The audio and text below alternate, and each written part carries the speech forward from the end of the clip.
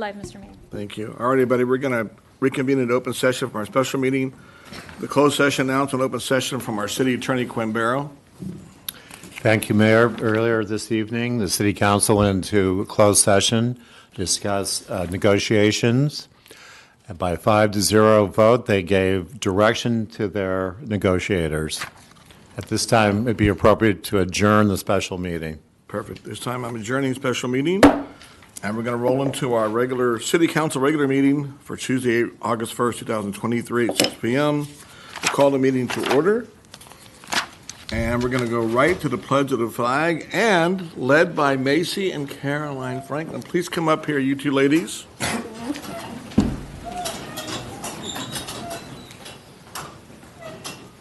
Come up here. You guys are going to be our new guests front and center. Which one of you two is going to grab the mic? Both together? Sure. You're getting older. You get to hold it and tell us what you do. And there's the flag right there. Pledge allegiance. You want to turn right over, place your hand over your heart. We're doing it. Ready? We're doing it. Yeah, you're good. Follow her. Right on the heart, hand over your heart. Place the flag and ready to begin. I pledge allegiance to the flag of the United States of America and to the republic for which it stands, one nation, under God, indivisible, with liberty and justice for all. Well done, ladies. Hold on that microphone. Hold on that microphone. So we're very special that Caroline and Maci are here because their father, I believe, was watching at home. So do you want to say hi to your dad? See that camera? Right there, Your Honor. Oh, there he is. He's muted. Do you want to say hi? Is he muted? Yeah. Look at that. What a There's Jimmy. Hey, sorry, we got helicopters going in the background. Hi, Daddy. Hi, sweetie, good job. Look at it, it's Miss Amy. Hi, Miss Amy. Hey, Jimmy, hold on. We're all Great proud job, of you. girls. I loved it. Hey, we're all proud of you. Hang on there for a second. I had the girls introduce somebody else. So, girls, tell us who in this audience you want to recognize while you're here. Mimo. Also known as Nancy Franklin. Yeah. Who else do you want to recognize in the audience here? Joe Franklin. How about this lady dressed here? Caroline Franklin. All right. Caroline, how about you? Let's hear you say something. Have you had a good time while you've been here? Yes, Where'd you go? to Disneyland. Where else? The beach. The beach. And you want to come back and visit us again? Yes. Fantastic. Well, hold on to the microphone. We're going to recognize you both here. Maci. And Joe, you want to hand these out to them? Okay. And Caroline Franklin, but I'll read what it says to you, ladies. Certificate of, want to hold the microphone up for us together? You ready? I'll hold it up. I'll borrow it for 1 second. Certificate of recognition, the City Council of the City of Manhattan Beach does hereby recognize Caroline and Maci Franklin for leading the City Council and the community in the Pledge of Allegiance dated the first day of August 2023. Congratulations, ladies. And this man next to you is going to give you a city pin as a souvenir. Right. So you each get a city pin. And thank you very much. And hey, Jimmy, I know you're behind us there. I can see a picture of you. Hey, man, we're all proud of you. Thank you for your service to our country and what you're doing for us. And sorry you couldn't make it. These ladies did a great job. So congratulations. And next time we're going to see you. Have him stay on, we'll take a picture with him in the background. That's right. Stay on. We're going to do a photo together. All right, stay on. All right, ladies, look towards that lady right there in the center. Come on, everybody's in a picture together. Nemo. Oh, yeah. Where's... Let's go. Yeah. Just hold your paperwork towards that lady in the picture. All right. Very nice. Ready? 1, 2, 3. Take a couple. Got it. All right, congratulations, you two. Really well. See you next time. Congratulations. Thank you, sweetheart. Good job. All right. All right, good job, girls. I love you. Love you, Daddy. Take care, Jimmy. All We'll see right, you gotta get back later. to work. Take Y'all have a care. good one. Oh, careful, careful. That's a good Rev way. that helicopter up for us. He's testing it. that's the way to start a meeting. All right, well, thank you very much, Mayor. You're welcome. You're welcome. That was fun. Good to see him as always. Yes. All right. Roll call, please, Martha. Councilmember Lesser? Here. Councilmember Howorth? Here. Councilmember Napolitano? Here. Mayor Pro Tem Franklin? Here. Mayor Montgomery? I am here as well, thank you. And just talking about Jimmy being in the Marines and being in service, I would like to recognize all veterans, current active duty military personnel, and current military reservists. Would you all please stand up and be recognized? Anybody here in the audience? There you go, Chief Johnson. I appreciate that. We honor those who make it possible for us to be here tonight, so thank you very much for doing that.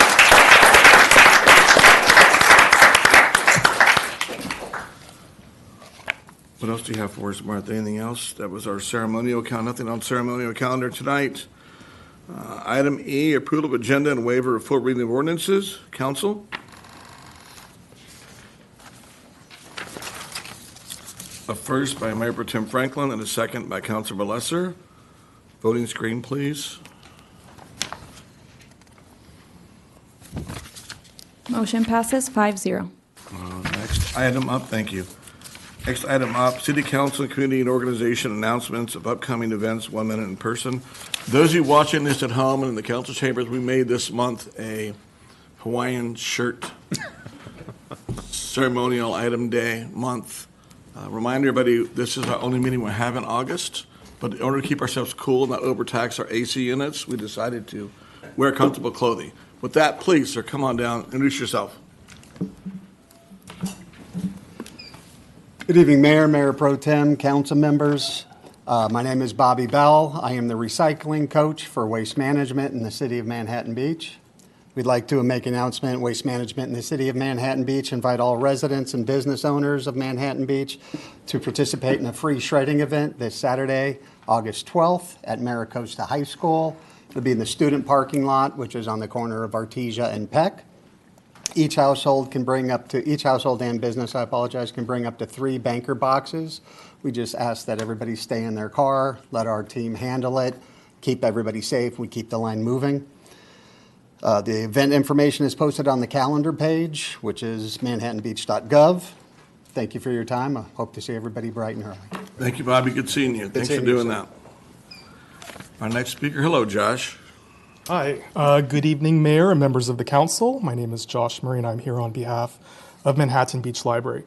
Tomorrow, Wednesday, August 2nd at 4 p.m., children ages 5 to 12 and their parent or caregiver are invited to learn about chemistry at Rudy's Radical Science Show. Come to the library and discover the world of physical and chemical reactions with live experiments in this action-packed show. And next Tuesday, August 8th at 3 p.m., teens are invited to an anime drawing workshop.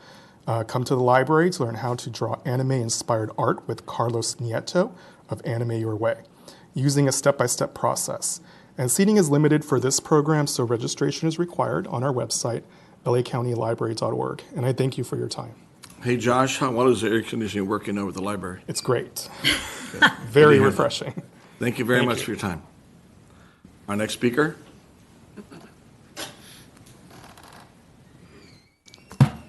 Good evening, Mayor Montgomery and members of City Council. On behalf of the Parks and Recreation Department, we'd like to invite you and members of the community to attend or even participate in the 60th anniversary of the International Surf Festival. The festival will kick off this Friday with day 1 of the Charlie Sakely 6-man volleyball tournament. Additional events taking place in Manhattan throughout the festival include surfing, body surfing championships, and the peer-to-peer swim, as well as the junior 6-man volleyball tournament. And up there we have an edited version of all the events in Manhattan. There are other cities participating, Hermosa and Redondo and Torrance as well. Following the International Surf Festival, the AVP will be coming back in town to put on the 67th year of the Manhattan Beach Open volleyball tournament. This will include the largest AVP qualifier in the nation to take place on Thursday, August 17th. And we estimate about 150 teams participating in that alone. The main draw will start up on August 18th and run until the 20th, where we'll have the finals. If you can't make it down to the beach, we'll be streaming, or the Bally's and ESPN Plus streaming platforms will be streaming games throughout the tournament, and then the finals will be shown on ESPN2 on Sunday afternoon. Hope to see you there. Thank you, Archie. Appreciate that. Our next speaker here in the chambers, anyone? Seeing none, how about Zoom, Martha? We have Diane Forte. Okay.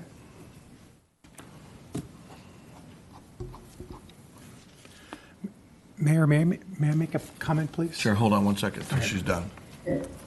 Diane, go ahead. Oh, I'm sorry. There was- Go ahead. I don't know if I can undo the video, but hi, I'm Diane Forte, Government Relations Manager at Southern California Edison. We've been coordinating with the Public Works staff, but I wanted to let you know that we will be inspecting the covered conductor in our beach community. We have found some corrosion and we want to be proactive in identifying some sites, and we'll be working on that the third week of August. It'll just probably take about an hour at each site, and it wouldn't be any impact to the community. If we find anything that's corrosion, then we'll prioritize that and replace it. Fantastic. Thank you, Diane. Appreciate that. And no cost to the city, no cost to the city, of course. No, this is inspection, and the week of August 11th, and we might not find anything, but we just want to be careful. We appreciate that. Thank you, Diane. Thank you. Mayor Tim Franklin, you're up. Oh, yeah. Could I just make a comment? I forgot to do it earlier. On the consent calendar, item 6, I'm sorry. Just a second. Oh, that's the wrong. Read? No, let me just borrow that for a second. No, it was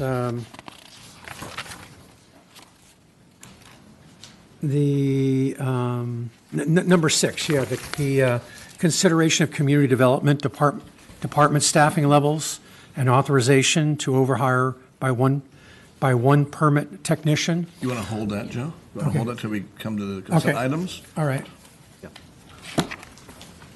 All right. Nobody else on Zoom? I'm sorry, Martha. Now let's close. I'm not going to close public comment. Council members, any comment you have for the community? Anybody? No. Joe, you're good? Yeah. I've got a few. I'm going to read one, then I'll. It's not a crime. I'm going to read one here. I understand some of you remain angry and upset that the council majority did not vote to reopen the appointment of Wayne Powell to LA County Vector Control.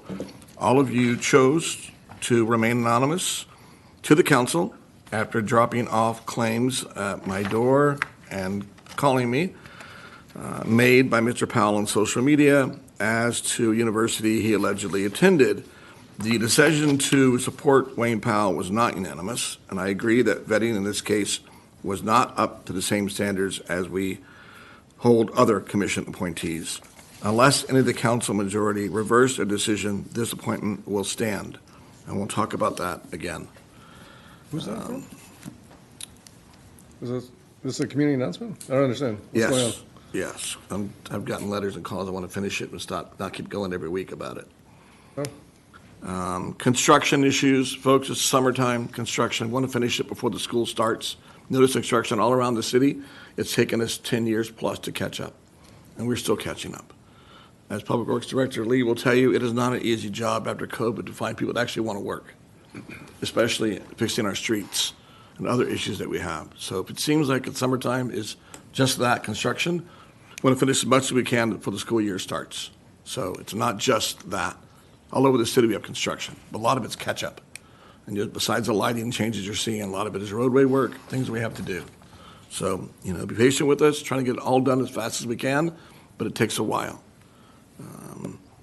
Let's see.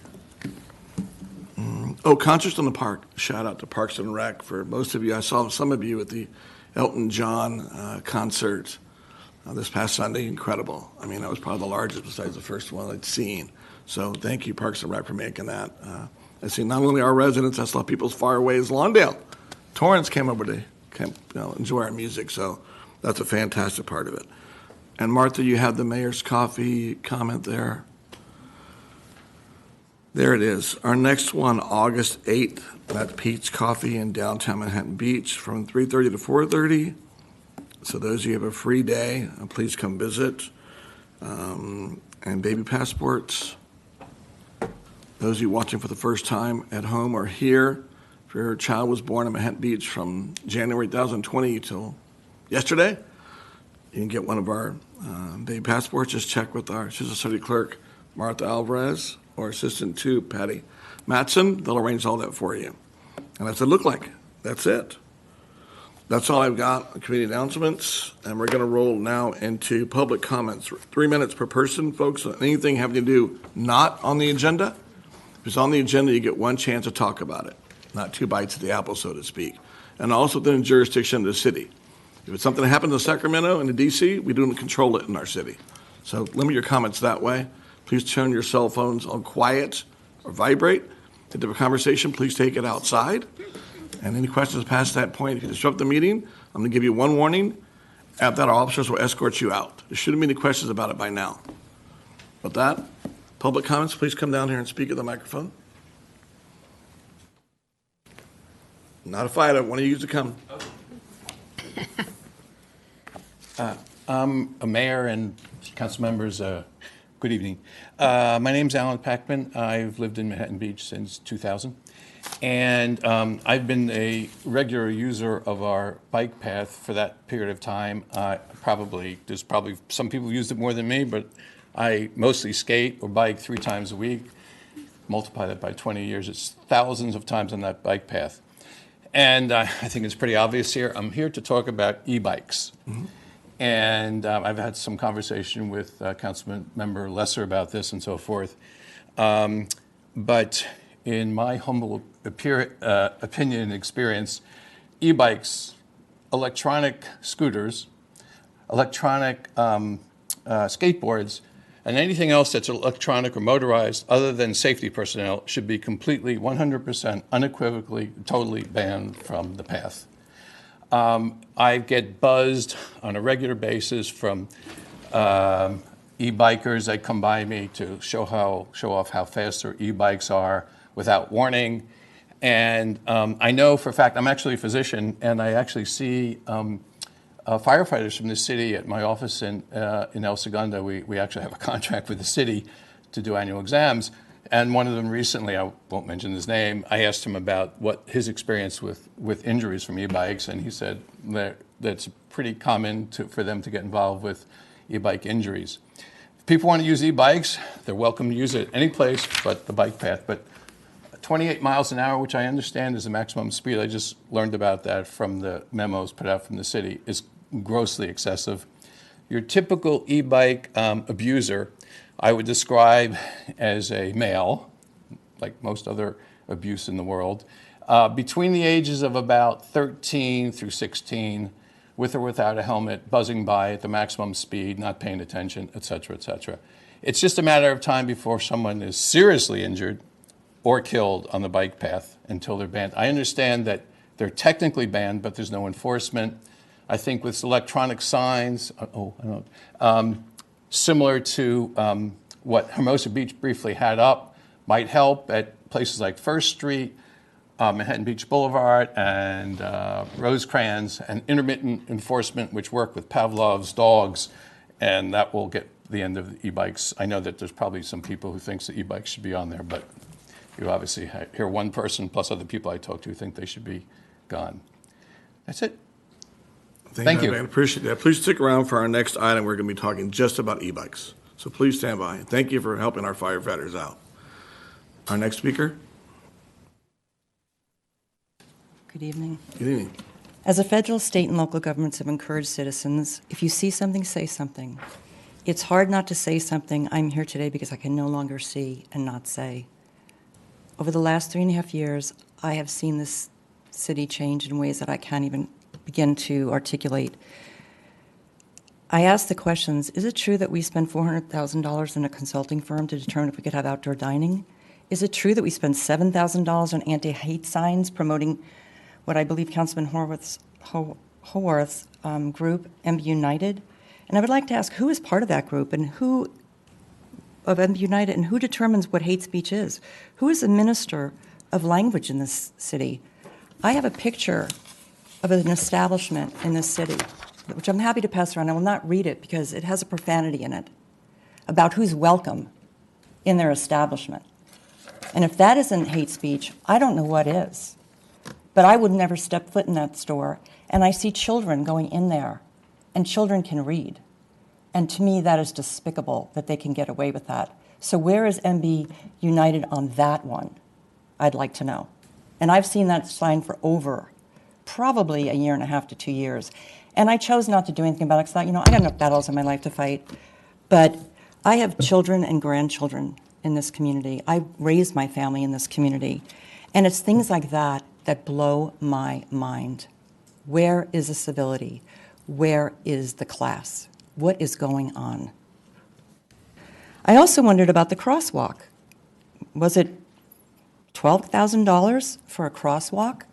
That, in my opinion, makes a political statement. I've never seen a patriotic crosswalk. Why? How did that get chosen to be the artwork with political undertones, in my opinion? As I said, I've been in Manhattan Beach since 1984, and I'm very concerned about the safety of our residents. I, for one, no longer feel safe in this community. I will not walk at night. I used to walk every night.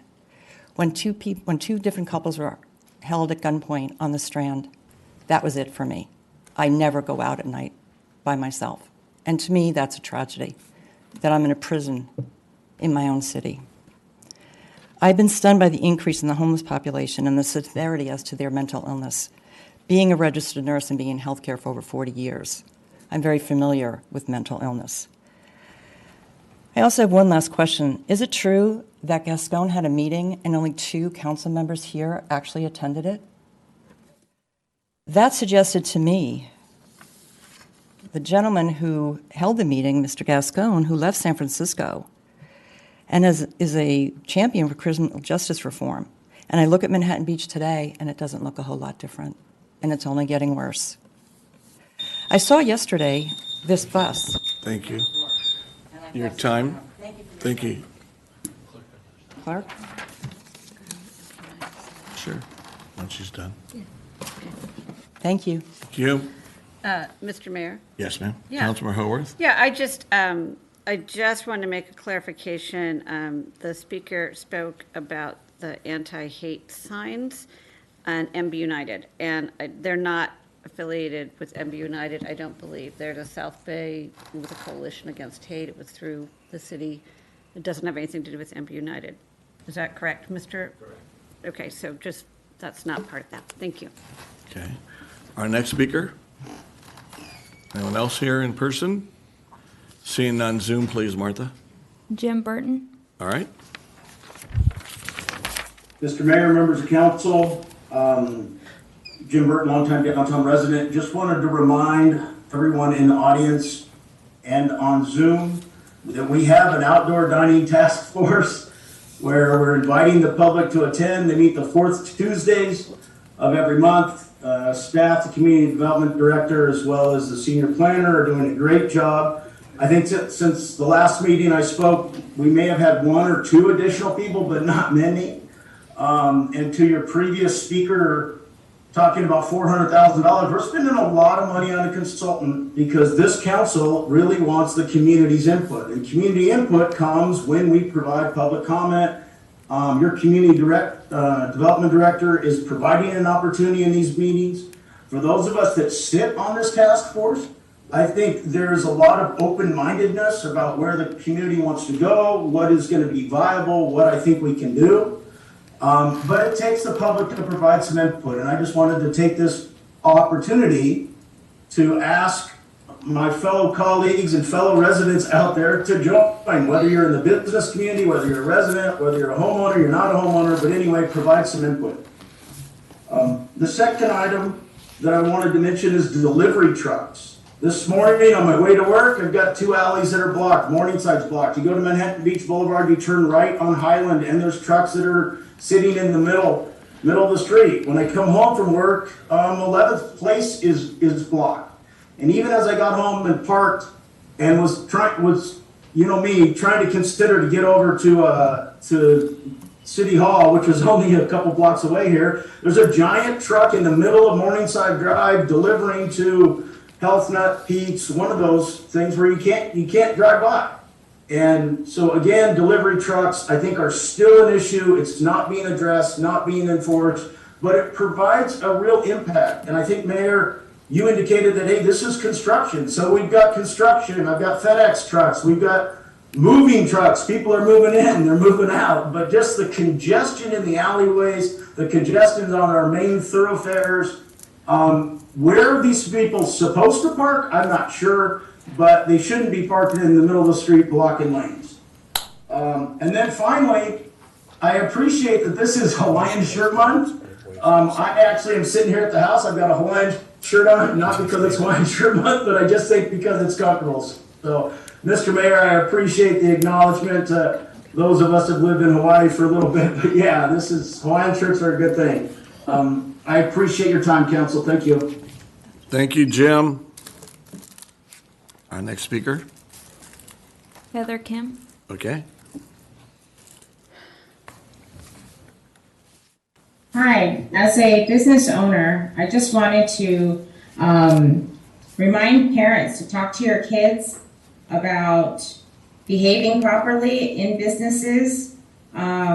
We do get our fair share of shoplifters that are minors, and they are kids that actually, we would all recognize. So I think it's good to just take a moment and not just to think it's not your kid, because it could be your kid, and it's not just annoying, but it's frustrating when we're dealing with theft, any type of theft, large or small. But little kids, just want to let you know we are going to show your photos to the SROs and let them take care of it. So that's just one thing, and we have 6-man coming up this weekend. So I'm just hoping that our businesses can thrive this weekend and not have to deal with all the shoplifters that come in from out of town on top of our normal residential ones. Also, I have noticed a lot more homeless people, and I'm not other than reaching out via the app or reaching out to MB Safe directly. I'm not sure what more we can do. So I hope that there's a little bit more information on that. And I guess that's it for my public comments for tonight. Thank you. Thank you. That brings up a good point. Those who are not familiar with our outreach when it comes to homelessness, George Gabriel, the city of Manhattan Beach, is our homeless liaison. He's on 24/7. So I know because I email him late at night. Anything you see or hear that's not immediate danger, if it's a danger, call 911. If it's not, email George Gabriel. He will respond and tell you steps what to do. Our questions and format and procedure are all listed on the city website. Very easy to follow, very easy to find. So please look at that first, and if that still concerns, reach out to George Gabriel. All right? I didn't recognize the Boy Scouts in the audience tonight, but I'm glad everyone is here. Anyone want to speak tonight while you guys have a chance? You can pick a speaker if you want. They're here doing their communications. Do you want to come down and just come say hello? Probably going to get an earful while they're here, but welcome to Local Government 101. Don't believe everything you hear. It's okay. It's PG rated. So far. So far. If it gets anything past that, I'll hit the mute button. If only. I have a mute button right next to my knee. Well, thank you, Mayor and council members. We are from Troop 191 in Redondo Beach, and these young men are completing their communications merit badge.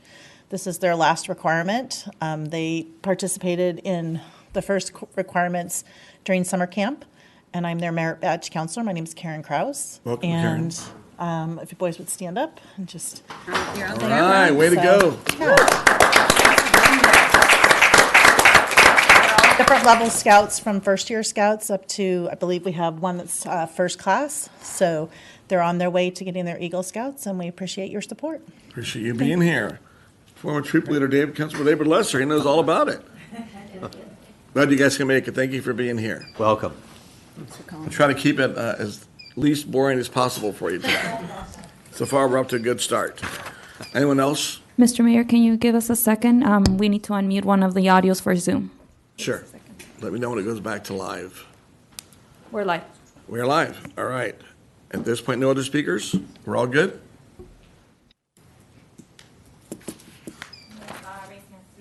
Perfect. We'll close public comments.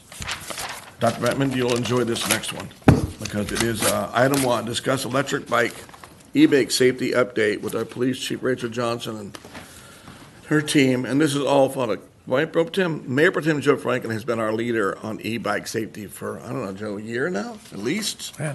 Visiting every school, elementary school, high school, grade school, tech school, whatever you could find. This man has been there all along with our chief, producing videos that are now on YouTube, by the way. So with that, turn over to Chief Johnson, and you have the floor. Thank you, Mayor Montgomery, and good evening to you, Mayor, and members of the City Council. Richard Johnson, your police chief. This presentation is actually going to be given by our field operations captain, Captain Enriquez. All right.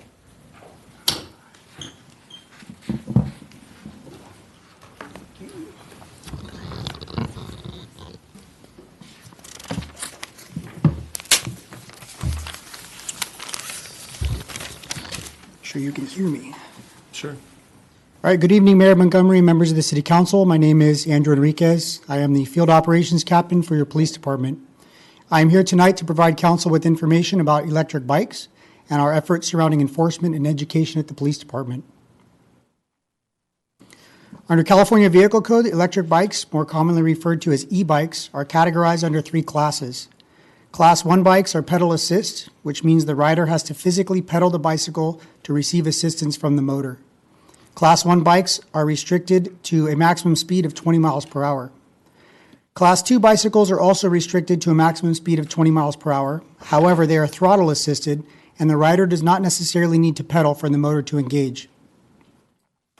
Class 3 bicycles are also throttle assisted, but are restricted to a maximum speed of 28 miles per hour and cannot be operated by a rider under 16 years of age. We have also seen electric motorcycles, like the one shown in the picture. These motorcycles are not allowed to be used by anyone on city streets. They are throttle driven and can obtain speeds of more than 65 miles per hour.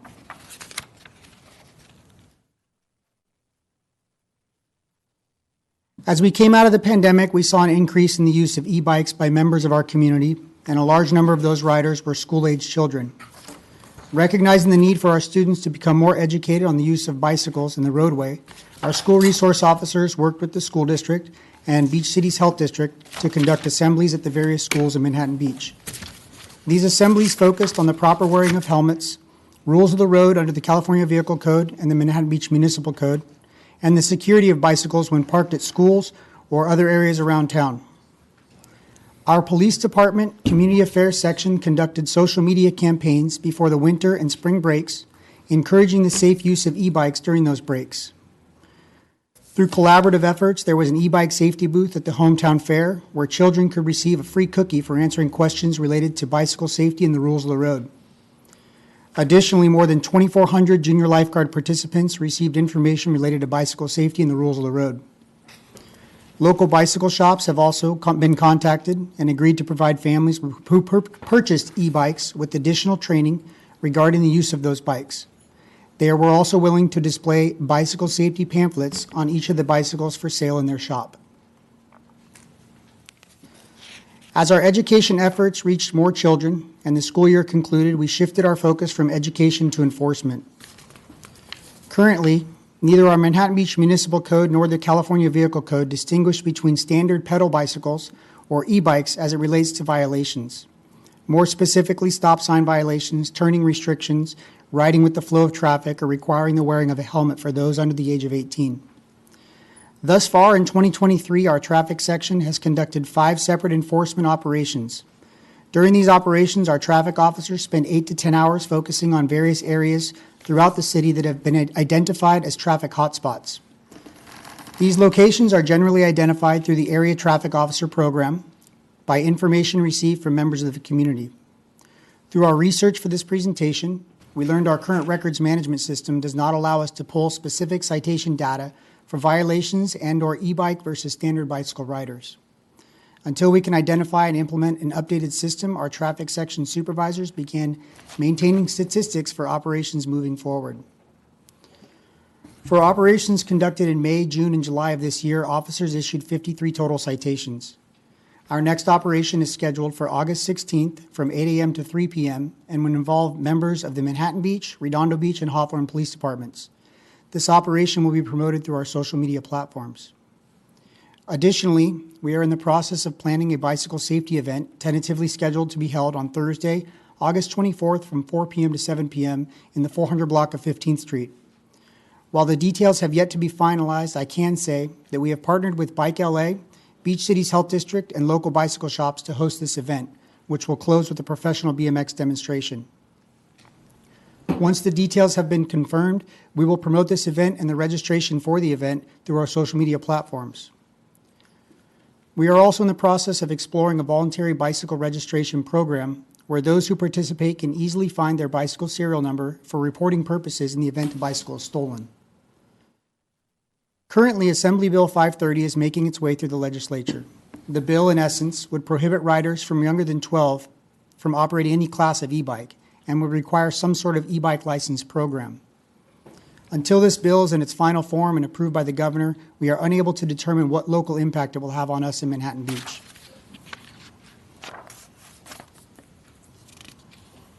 The use of e-bikes since the pandemic has certainly presented unique challenges for coastal communities. In looking at our traffic collision report statistics for the years following the pandemic, we found there to be 15 traffic collision reports involving a bicycle in 2021, 27 traffic collision reports involving a bicycle in 2022, and as of today, we have taken 4 traffic collision reports where a bicycle rider was involved. Further, the average age of the involved bicycle rider in year 2021 was 43, 31 years of age for the year 2022, and only one rider under the age of 18 was involved in reported traffic collisions so far in 2023. Moving forward, we recognize this to be a collaborative community effort through our robust education and social media campaigns and our partnerships with local bicycle shops, the Manhattan Beach Unified School District, Beach Cities Health District, and our greater community. We strive to provide information to create a more educated public. Our continued efforts, both locally and regionally, will also continue to move our community forward. I look forward to your discussion and any direction you may provide, and I'm now available to answer your questions. Thank you, Captain Enriquez. Councilmember Howorth first and Councilmember Lesser second. Thank you, Mr. Mayor, and thank you very much for that kind of overview. It is notable that there is some enforcement going on, and it's not just at these sort of events that you mentioned, these targeted exercises, because when you look at like the watch commanders reports, you can see, citations, and you're right, they do say bicycle, and so maybe you can assume a certain percent are e-bikes, but I do appreciate that our police department is writing citations now because, as is mentioned, we've done a lot of education, so it's appropriate. I was on the one slide where you were talking about the 3 different kinds, the e-bike classification, and class 3, throttle assisted speeds up to 28 miles per hour, not allowed for those under 16 years of age. I think we should say illegal, not legal for those under 16 years of age. And the other one with the electric motorcycles, not allowed on city streets, illegal to, ride on our city streets or the Greenbelt, by the way, right? I think it needs to be a little stronger. You wouldn't think that people needed that help, but they do.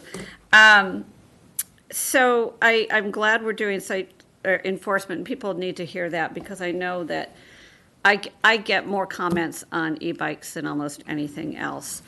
So the other thing I wanted to say is you also see it becoming this issue with kids in the summer hanging out in large groups.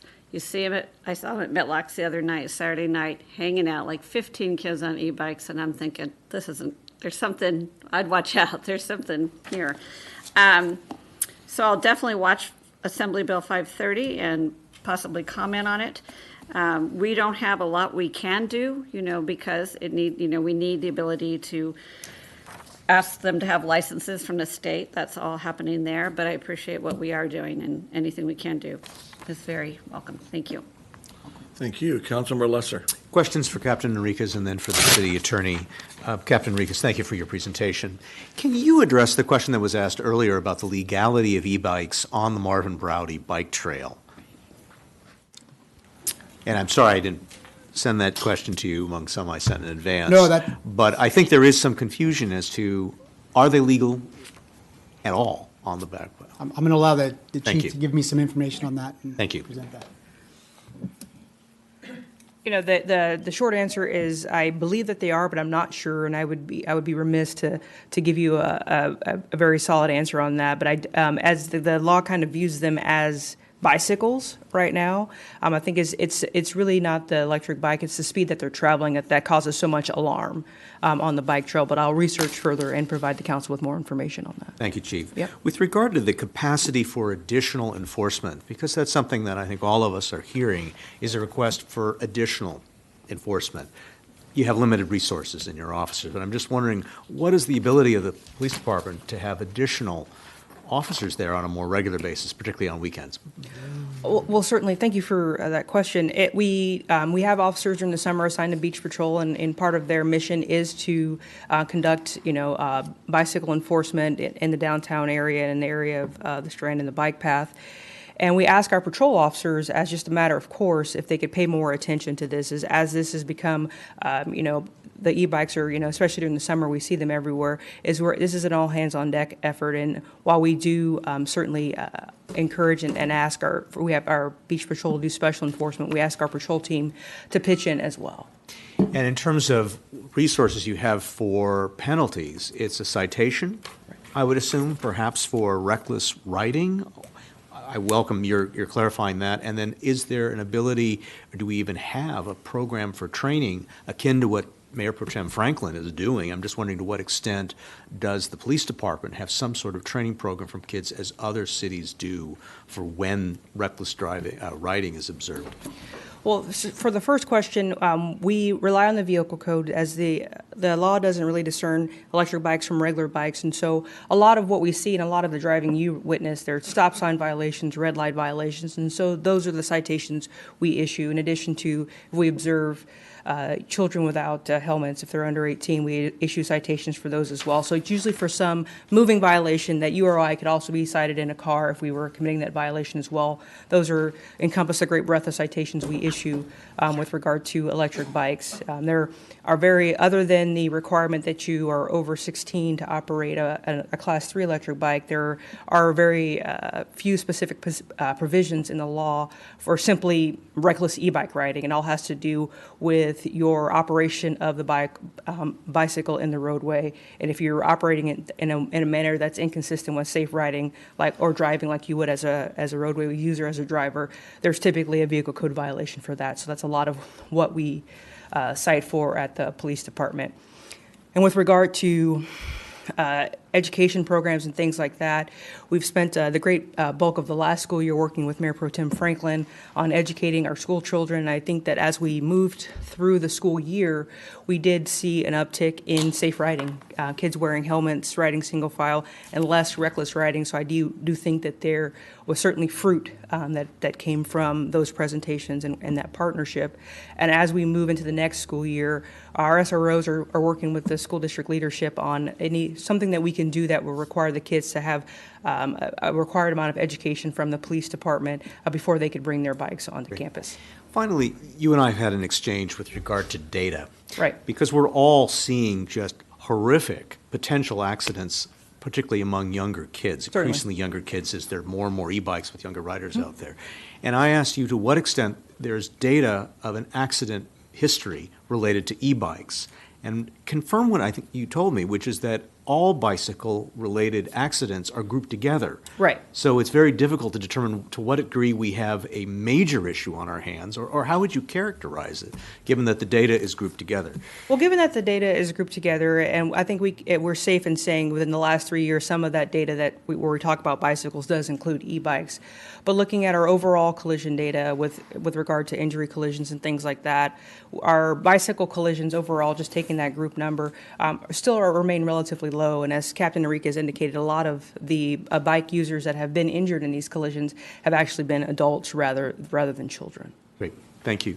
And Mr. Mayor, I see the other council members have questions, and I'll wrap it up, maybe save it for comments. But Mr. City Attorney, you and I have had engaged about e-bikes with regard to what the city could do to be more proactive, whether following the city of Encinitas, where there was a young 15-year-old that was killed in June, tragically, on an e-bike. Carlsbad as well. What are some of the options that we could potentially do to be more proactive beyond just supporting state legislation and education? Yeah, so there's really There's enforcement, education. And with respect to enforcement, there are some tools the city could use. So Encinitas actually declared an emergency and adopted some regulations. But they're still limited by preemption issues. And so the type of regulations that they've adopted are pretty much already in our code. And we have an ordinance that was adopted in 1961. And the last time it was amended was 1975. And so one of the suggestions, if the council wants to go in that direction, is for us to take a look at that, the 1961 ordinance, and update that, and add some more teeth to that ordinance. Thank you. I have more questions, but I'll wait till comments. Thank you. Thank you. Mayor Pro Tem Franklin? Yes, thank you. Yeah, thank you, Captain and Chief.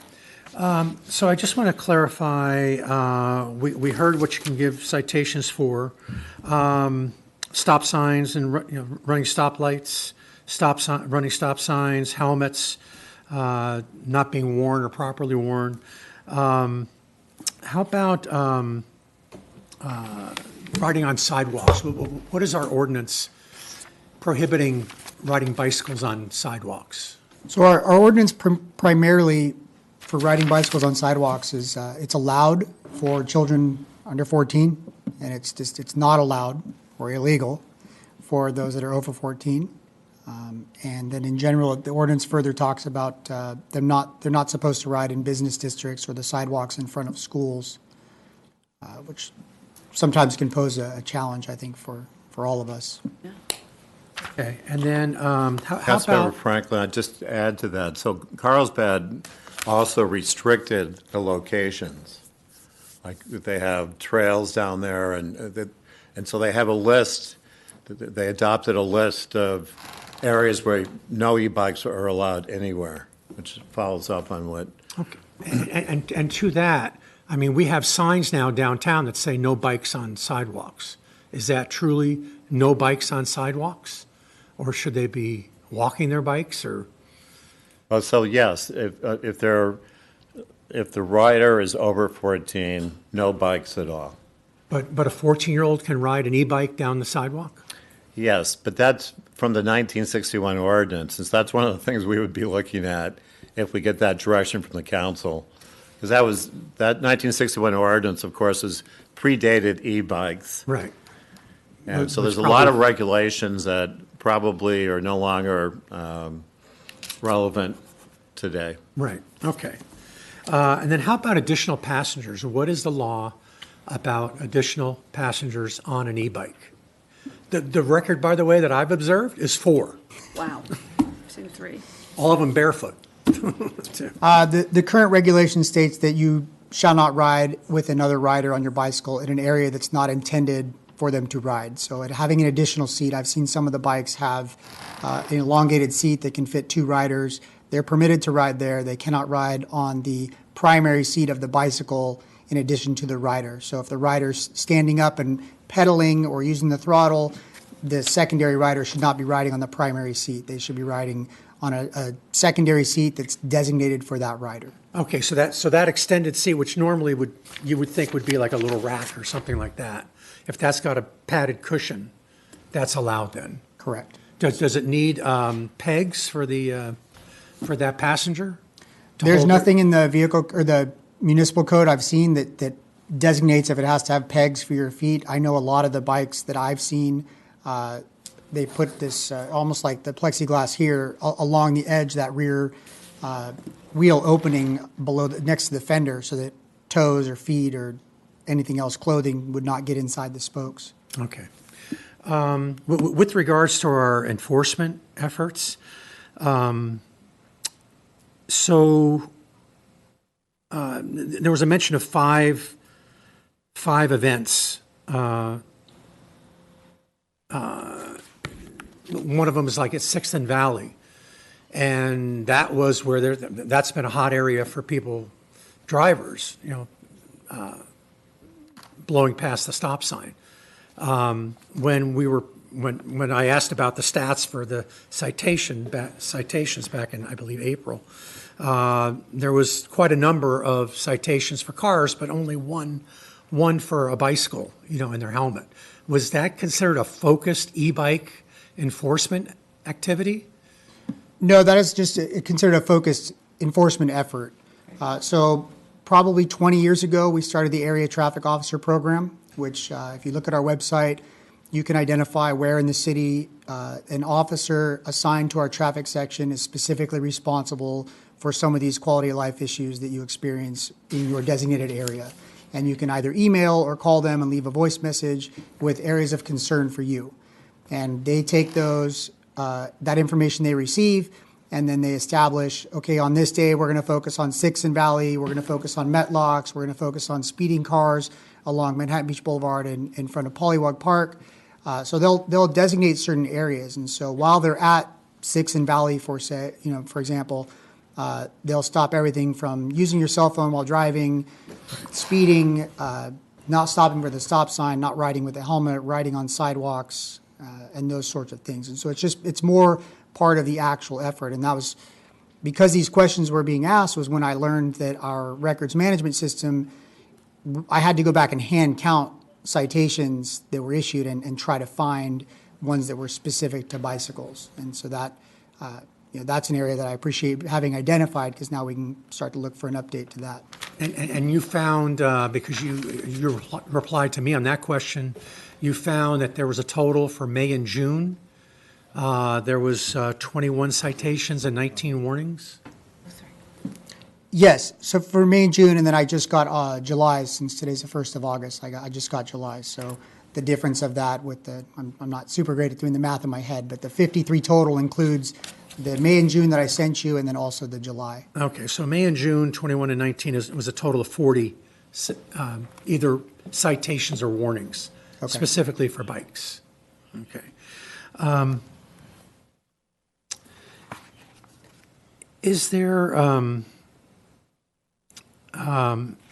we saw recently, I think was it a week ago Friday, or this past Friday, there was a DUI checklist or checkpoint. If you can remember, or anybody can remember, there was a DUI checkpoint on Manhattan Beach Boulevard. And this was advertised in social media.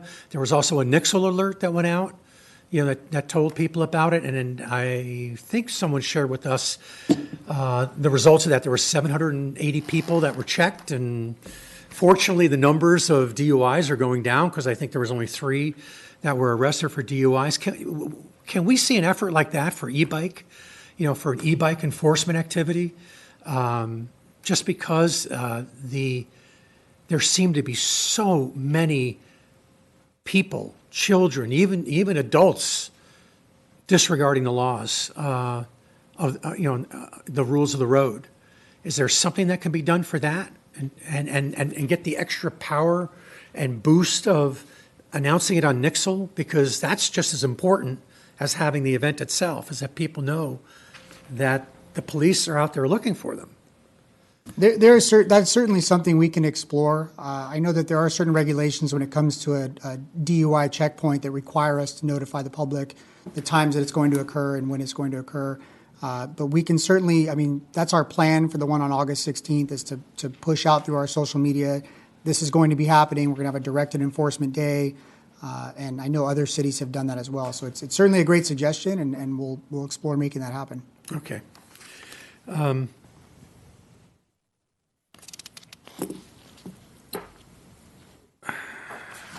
So one thing, I was reviewing my notes, and we have a weekly meeting with the city manager, and I noticed that way back in like April and May, I was using the terminology flood the zone.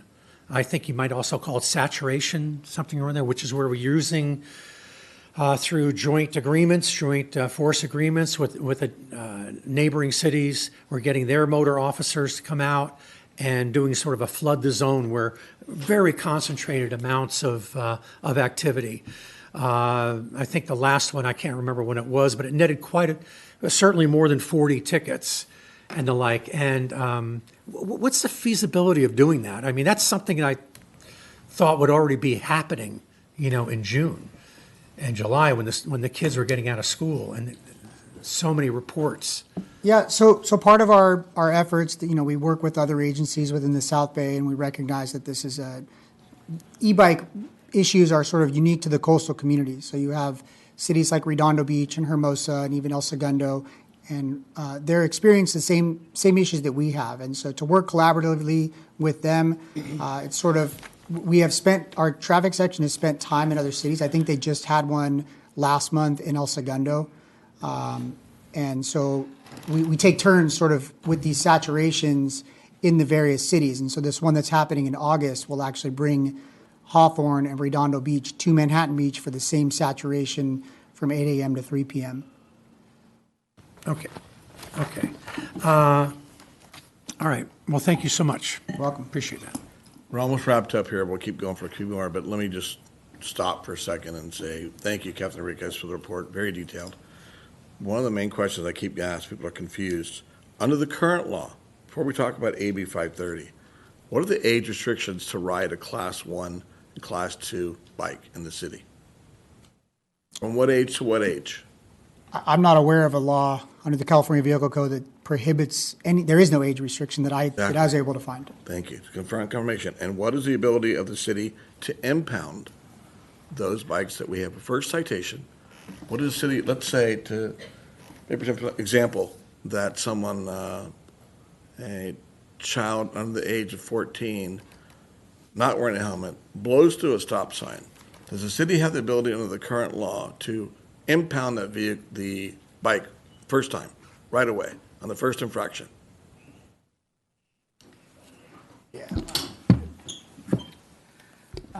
Great question, Mayor. And the simple answer is no. The city doesn't have an ability to impound property, essentially, for reckless driving. Thank you, Chief. One of the most asked emails I have, people to understand that we do not have the ability to impound as much as we'd like to. Councilor Napolitano, I feel to have the same belief. The license requirement yet, not wearing a helmet. You're lucky running through a stop sign that you weren't hurt in any way. We should impound it. The only way to get through the message is to impound that vehicle and cost going forward. But we don't have the ability to do that yet by law until AB 530 moves forward. So I'll stop to let my colleagues do that. We can wrap up and go to public comment. Thank you, Chief, for that. Stand by. Councilor Howorth. I just had a quick follow-up question for Captain Enriquez. We've talked about how the record management system doesn't allow us to delineate between e-bikes or regular bikes, and you said you might be working on that, or are we working on maybe a system update? Do we think that's possible? And if not, do you need direction to do that? So do you think it's possible to get a software update that would allow us to do that? I'm not entirely sure it's possible with what we currently have, which is why, based on these original questions back before May, realizing we couldn't do it, was asking the supervisors in charge of those programs to keep track of their own citations so that we weren't having to backtrack and hand count reports. I appreciate that clarification, and one reason may be that there's no difference in the code between an e-bike and a bike if it's Class 1. So thank you for that. Anything else? I've had my bike. Councilor Napolitano. Thank you, Your Honor. This will be, in part, like most of my questions, partly rhetorical. But 2 months equals 40 stops, 21 citations, 19 warnings. I guess, first of all, why warnings at all? Second of all, 40 stops in 2 months? We can walk out across the street to Metlocks and issue 10 a day if we wanted to.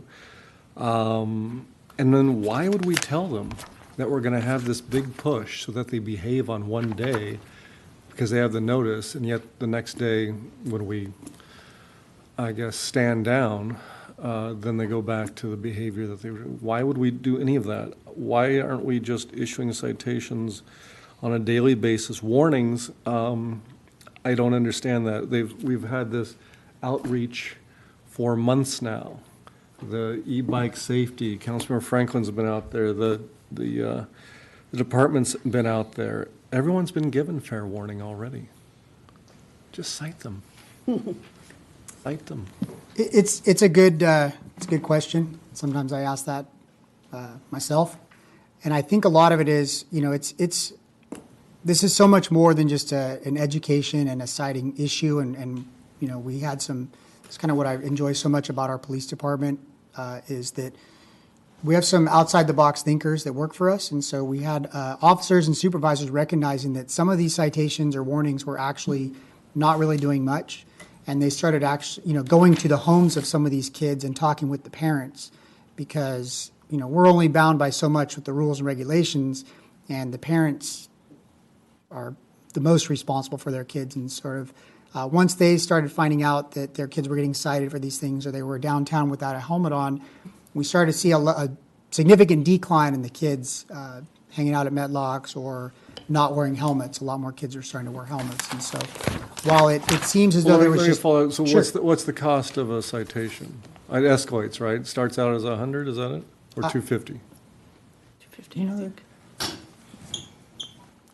Well, it depends on the kind of citation that we're issuing. If we're issuing a vehicle code citation, there's no, it starts at... No helmet. No helmet, that's a vehicle code violation, but typically a no helmet, the first time offender, we send that to diversion where they would go through juvenile diversion and, learn about the dangers of not wearing a helmet and, with an effort toward encouraging better behavior through understanding how unsafe it is. And subsequent citations, we certainly can send this traffic court We're coddling them. Well, they're our youngest residents, and oftentimes there's a lack of education and a holistic sense with their parents and them with regard to the laws. This gets back to the rhetorical thing because they might be the youngest residents, but our older residents are the one who bought them those bikes. Certainly. And in terms of getting attention, why are we going diversion, which just costs everybody else more money to subsidize their learning curve, which again, we've gone to all the schools. Our youngest folks are in our schools. We've gone to them, we've talked to them. So they've had their warning already. They've had their diversion. They've had their, hey, wear your helmets or else. They're still not doing it. Why don't we just cite them? Well, we always empower our officers with discretion, Councilmember Napolitano, and we don't want to take that away and say you must do this or must do that because they're the people making the observations and seeing the situation they have before them every day. And any sort of blanket requirement that they shall do something, it takes away their discretion and their ability to use some of this out of the box thinking that Captain Enriquez is talking about, contacting the parents, kind of telling them the behaviors their children are engaging in, and trying to have a more meaningful solution than maybe would be provided by simply a fine. I get that, but with 40 stops, it's not like we're making a big dent there.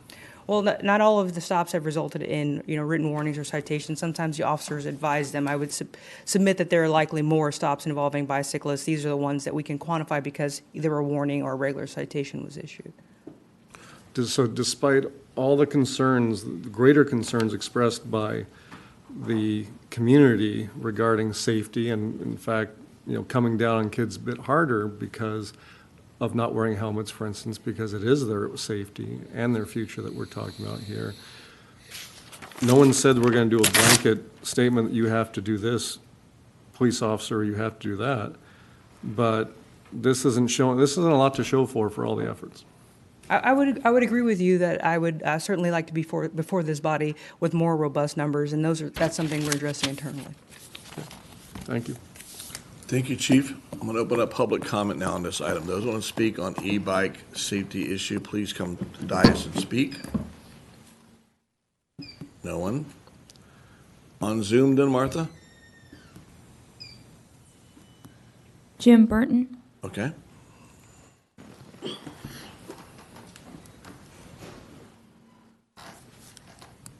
Mr. Mayor, members of council, I just want to applaud Councilmember Franklin, and I think Mr. Mayor, as you alluded to earlier, tremendous job doing the education, and then Chief Johnson for your report.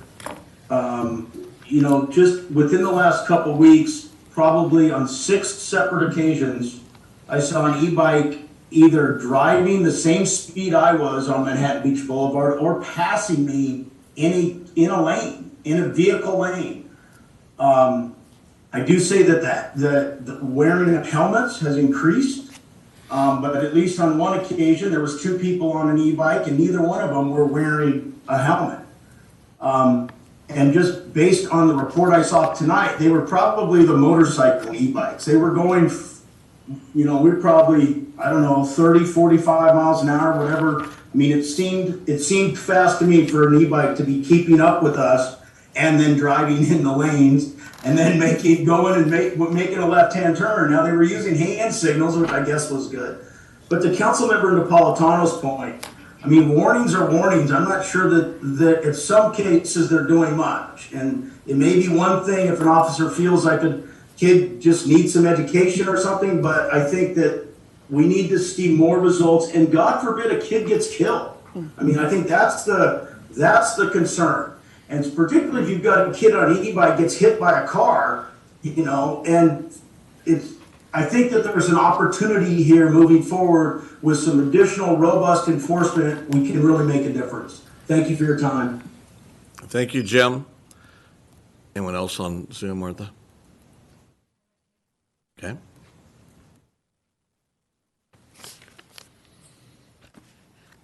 I hope that the police department really does continue to do the enforcement that is, no more warnings and stuff and discretion. I mean, they really need to come down on this stuff hard. But also, there are lots of crimes and things that happen in our city that, for whatever reason, it seems to be, you pick and choose. Not all the laws are enforced. So let's start with the e-bikes. But there should be, the sound ordinances. Bruce's Beach, at the actual beach, they had like a stripper pool up last weekend and it had loud music blaring. That wasn't enforced. So there has to be continuity in what you guys are enforcing. And it has to, start from city council, making sure that in partnership with the police department, that we are all in agreement that all of our laws here need to be enforced. And we shouldn't really be picking and choosing because it affects all of us. So I'm really glad to see that there is a lot more talk and a lot more kids with helmets on these days, but it has to be, constant and uniform in its enforcement, or it's just gonna, like somebody said earlier, happen on that one day and then not happen again. So anyways, I appreciate this discussion and I hope that all of our laws for all of the stuff in our city is equally enforced. Thank you. Our next speaker, Martha. All right, we'll close public comment on this item, Council. I see Councilmember Lesser, then Mayor Pro Tem Franklin. I support our city dramatically escalating our response to e-bikes. I give Mayor Pro Tem Franklin huge credit for really jumping in and working on education. I think we need to continue our education and continue our enforcement, but we need to do more. We are all seeing the irresponsible riders out there. Many of them are young. They don't even have driver's license. They may not even be aware of the rules of the road. But I would rather we become more proactive now with citations consistent with what Councilmember Napolitano had said, and adopt best practices that other cities in our state are pursuing and to support state legislation. So I would be prepared to make a motion, but I wanted to clarify what some of the steps are and hear my colleagues first. Specifically, Mr. City Attorney, we've talked about Carlsbad. Carlsbad not only has a restriction as to where e-bikes can be ridden, but my understanding is they have a provision of their code that imposes a duty on riders to operate with due care and reduced speed. And that is a basis for citing those that are not operating safely, right? So I presume we could direct your staff, Mr. City Attorney, to evaluate our 1961 era code and identify what additional provisions we can add consistent with California law at the present, while at the same time advocating for more restrictive laws at the state level. I wanted to confirm other steps that other cities are taking, including Encinitas. You've described with me that they've actually adopted a declaration of emergency. I'm not sure if we necessarily need to do that, but tell me, or tell the city, if I can, Mr. Mayor, as part of my comments, what was included in their direction in their city, which was then subsequently adopted by their council into their local law? So Encinitas, Encinitas. So Encinitas issues a lot more administrative citations, which is something we can do. They adopted some regulations which actually may mirror the ones that we already have on our books. But that's something I like. If there is council direction, we could come back very quickly with amendment to the 1961 ordinance to directly address e-bikes as well, because that was designed just for bicycles, and have a robust ordinance within the confines of state law.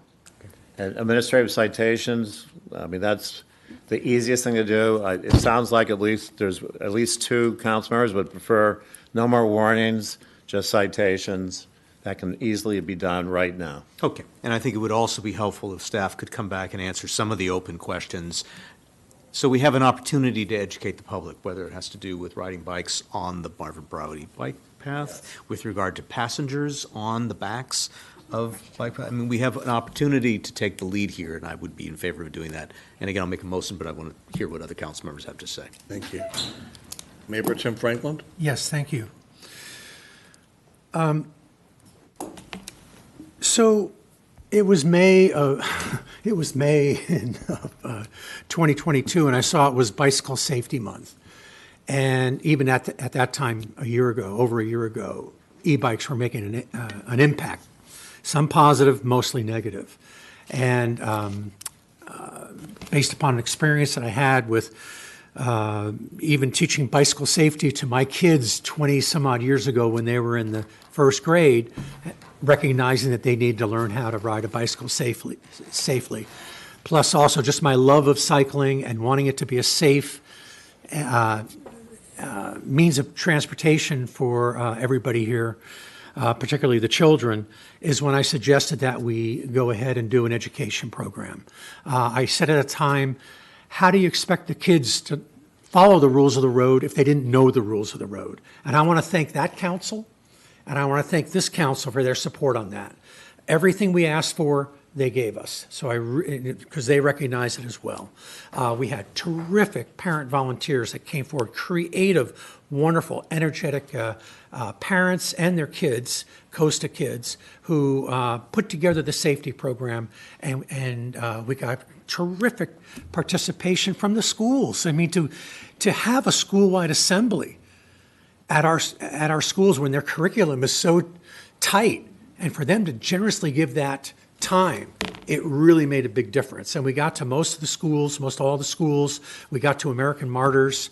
The junior guards, allowed us to teach 80 of their instructors about, last year before the summer program started.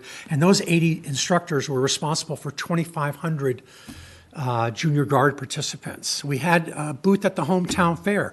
We went to the Grand Prix bicycle race that was just here last weekend, and we gave out the information. We went to the bicycle stores. The bicycle stores were enthusiastic supporters of wanting to get people educated. They already did that with selling their e-bikes. An interesting thing is all the retailers in Manhattan Beach bike retailers do not sell e-bikes with the throttles, because even they thought they were unsafe and out of bounds for children to be using. They want to participate. They don't want us to come in and ban e-bikes. So they're very willing. In fact, one of their employees was state certified or some bicycle certification instructor, and he joined us in these assemblies. The police department, very generous with their time, with the school resource officers. Not a question that they would participate. And the kids love them because they see the school resource officers every week, every day at their schools. So it was this great coming together of a lot of energy and a lot of a lot of good information. The students at Maricosta not only participated in the program, but they created and filmed a public service announcement about the importance of wearing helmets. And I think that in particular is leading to kids, wearing their helmets, because we do a pretty graphic demonstration of smashing a watermelon, okay? First of all, putting that watermelon in a helmet and smashing the helmet, and nothing happens to the watermelon, then taking off the helmet and smashing the watermelon and seeing it go to bits. And that's a great crowd pleaser. The kids just go crazy about that. That's the kind of impressions we wanted to make. So let's fast forward. They've been educated. I calculated that there could be students out there that saw it in their school. They saw it when they went to the junior guards, and they saw it at the hometown fair. We processed 900 kids through the hometown fair, having them take a quiz and getting a cookie. If they answered the questions correctly. If they didn't, we corrected them and gave them a cookie anyway. It's on their minds. And fortunately, I agree with the observations that we've seen here, is that kids have been wearing their helmets and wearing them properly. But the time now is for stepping up enforcement. There's no excuses.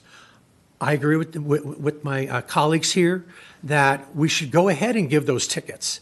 Let the parents see it. I was on a ride-along with one of our senior lieutenants, and he told me, I asked him about how it was going with e-bike enforcement. This was about 6 months ago. And he said that he stopped a girl, probably about 12 years old and 13, and not wearing the helmet. It was hanging from the handlebars as she was riding her e-bike. And so he basically said, I give you a choice. I can, give you a ticket, or I can call your mom. And what do you think a child's going to do? They got mom and dad wrapped around their fingers. Go ahead, call my mom. The girl said. So the police officer went ahead and called her mom, explained the situation, and said, give her the ticket. I'm going to make her work it off this summer. We got parents like that are out there. Parents don't even realize it. I didn't even realize it with my own kids when they would leave the house on a skateboard, for example, and we insisted that they have a helmet. And then one time I spied him, and he had taken the helmet off and threw it in the neighbor's yard. And then when he came back, put it back on. That same young man that is proudly serving in the Marine Corps, okay? They need this kind of discipline. The parents need this kind of help. They are probably telling them you need to wear your helmet, and then these kind of things are going on. So the time has passed for the education. It can still be part of it, but it should be citations, not warnings. And if the parents object, give them my phone number. I'll talk to them. I'll tell them why it's so important. It's so obvious. It's not only just riding bicycles, but now you're on a machine that can take you 20 miles an hour. And I appreciate the maximum speeds that are advertised here for the different classes of bikes. Go onto YouTube and you can hack all of them and take the regulator off. And these kids are doing it. Okay? So let's do it. Let's step up our enforcement. Let's flood the zone. I respectfully disagree about the notification. I think that just amplifies it. Let's get these kids talking. They talk, they text, they're on social media. You start getting those kids tickets and everything, and you start making them aware that they're going to be, they're subject to getting caught and getting citations, the same citations as if they were driving a car. Okay? That's a lot of money, and that gets parents' attention. So I agree with that action. Thank you. I'll wrap up here before Councilman Wilson makes any directional comments. I think we all share the frustration that all of you have emailed us, called us, talked us about online everywhere, with the lack of common sense in Sacramento. When they first passed their idea of a common sense e-bike law, it failed miserably. Imagine passing a law, there's no age restriction on it. 2 years old, 5 years old, 8 years old, to whatever age you want. No age requirement, number one. Who does that? No education requirement. Who does that? And the lack of the ability for cities to impound from day one. I think to add to Chief's, I guess, toolbox, Captain Enriquez, we have the ability to impound on this new law, AB 530. And I would tell everyone here, email our Assemblymember, Al Muratsuchi, for Assembly Bill 530, and Senator Ben Allen, say we support more restrictive e-bike safety laws, period. And tell them why, what we're talking about. The ability to impound from day one, any infraction, whatever it is, not having a helmet, a stop sign, whatever it may be, yank the bike. They're $1,000 bikes and more. Trust me, someone's going to pay attention when you impound that bike from someone. They're going to get that call to Mayor President Franklin. We're going to put his phone number on there. Any comments? You call this man right here. He'll tell you all about it. But that's where I'm coming from, too. I agree with my colleagues. If it hadn't made a big difference, or it had made a big difference with Joe's outreach campaign, and we've seen some difference with helmets, but every day we're not seeing enough difference. So now it goes from carrot to stick, and that stick is instant, no warnings, citations, and that will wake some parents up here. Not all of them, but it'll wake some of them up. So with that said, I'll wait for Councilman Leslie to make his motion. Councilman, you come. But you're glad you live in Redondo now, aren't you? I didn't get that. Okay. No, I said my piece. I'll make a motion then, and that motion would be to direct our city attorney to update the Manhattan Beach Municipal Code, I think it's section 3.01, and come back to council with new revisions that reflect the full extent of state law that we can impose as a local jurisdiction in terms of further restricting electronic bikes. I'd like to better understand what fees council can adjust and enforce under the vehicle code to the extent we have discretion, what fees would apply. Want to ensure that the code section would include some form of operation of an e-bike with a duty of care, which is consistent with the Carlsbad ordinance, which gives greater authority to the police. Like to better understand what areas of our community we can restrict e-bikes. And in addition, I think at a minimum, we want to make sure we get some information so we can broadcast it loudly, and that includes what bikes are allowed on the bike path, and I think to what extent can we increase enforcement? I recognize the police have a lot of different responsibilities and priorities. We know there's a bike patrol that's going to be coming online in the coming months. To what extent can we give them additional direction to enforce e-bikes? So that's my motion for starters. We'll stop there for a minute. Councilmember Howorth? Yeah, and I second that with a question. When you say you want to examine or explore, are there areas that we can restrict them? Would that include sidewalks? Yes, absolutely. For any age? Okay, Yes. good. And then does that also, when you talk about enforcement, would you include in that no notification of like what they were talking about, like or no warning, go ahead and cite? I think what I would do at this stage is ask staff to describe what our options are preliminarily, but I appreciate your clarification. Okay.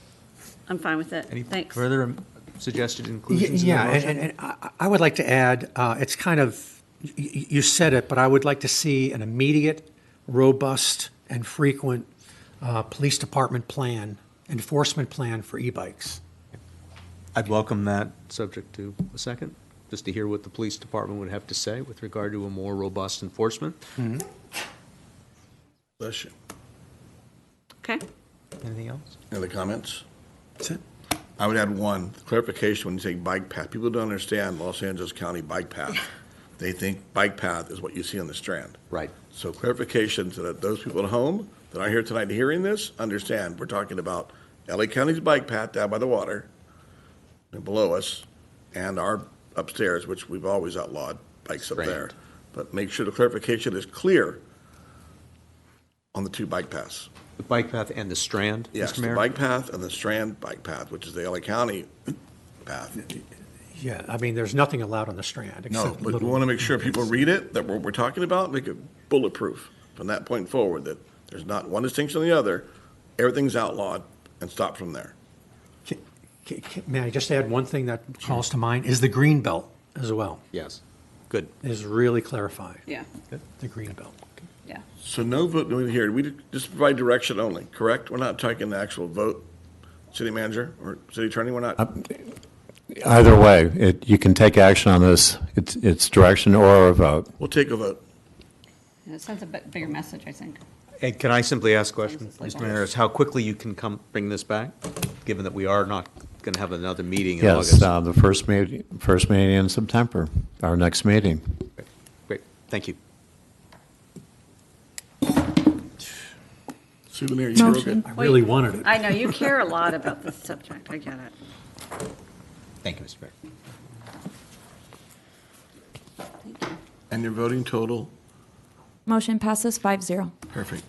Thank you, colleague. Thank you, Chief. Thank you, Captain Enriquez. We're going to move to consent calendar, item H, items, consent calendar 2 through 11. Mayor Pro Tem, you can make a comment at the end about your number 6, but we're not pulling it. We talked about the agenda earlier.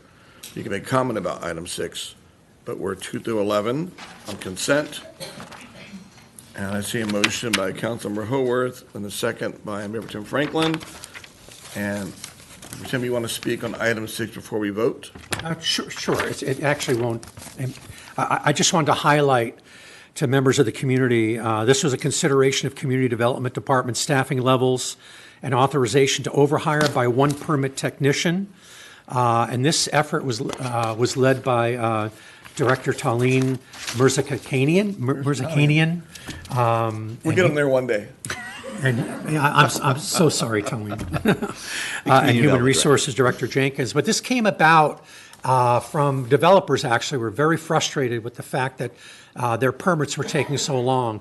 You delay and delay and delay and delay a building project, your carrying costs just get higher and higher, and that impacts the final cost of the product, of the home, and it's very frustrating. But she called a meeting. She had a town. Was it a community town hall, or what technically was that? City Manager Mo, was it a town hall or was it a community meeting? I'm going to let her answer because I'm not sure I understand which meeting you're talking about. We held meetings with the developers individually and had them come into my office and discuss with them the processing complaints.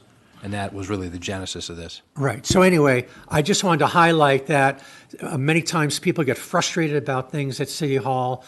Is look for an answer, go to the department heads, find a solution similar to this, and everybody that has attended that meeting and beyond, because they told everybody else, is very happy with this solution. So I just wanted to thank you so much for allowing that and taking charge to allow people to come and to tell you what their side of the story was. Before she speaks, community developer Talene Muratsuchi. Yes, she is our Comm Dev Director in charge of all planning, building and safety code enforcement. This lady runs it all. Please, the floor is yours. Thank you. I believe you're speaking about a few construction community meetings that we've hosted. Yes. But City Manager Mo is correct in that we've also been meeting with developers about this particular issue. Yeah. Thank you. Good. I have one comment only on item number 8, and that is, those of you wondering where this came from, to Parks and Rec Director Lehman, you don't have to get out of your chair, it's okay. In 2020, we had applied for, I think it was 19, Mark, we actually applied for a grant from the Department of Transportation, and they streamlined their application process from 200 pages to 2. And I found this out at a conference I attended, National League of Cities. We applied, received $400,000 from the Department of Transportation, DOT in Washington. While I was there in 2020, they showed, hey, Manhattan Beach won this award to go buy dollar-ride buses. Now, it seems, why take this long to get here? It isn't easy to find dollar-ride buses that fit your city. Either too short, too long, too much gas, diesel, whatever it took. So I applaud Parks and Rec for finding us 2 new buses we can actually use that will handle what we need in our city and get rid of our 1982 buses that we have. So with that, we'll call the vote for items 2 through 11 of consent.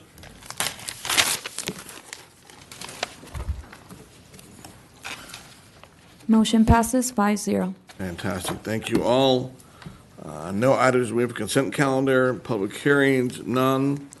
We're going to move to item K, general business. The consideration of a resolution awarding design services agreement to HMC Group for the professional architectural and aquatic preliminary design services for a Begg pool facility led by Parks and Rec Director Lehman. Good evening, Honorable Mayor, members of the City Council. I'm Melissa McCollum, Senior Recreation Manager, will be presenting this item. Thank you.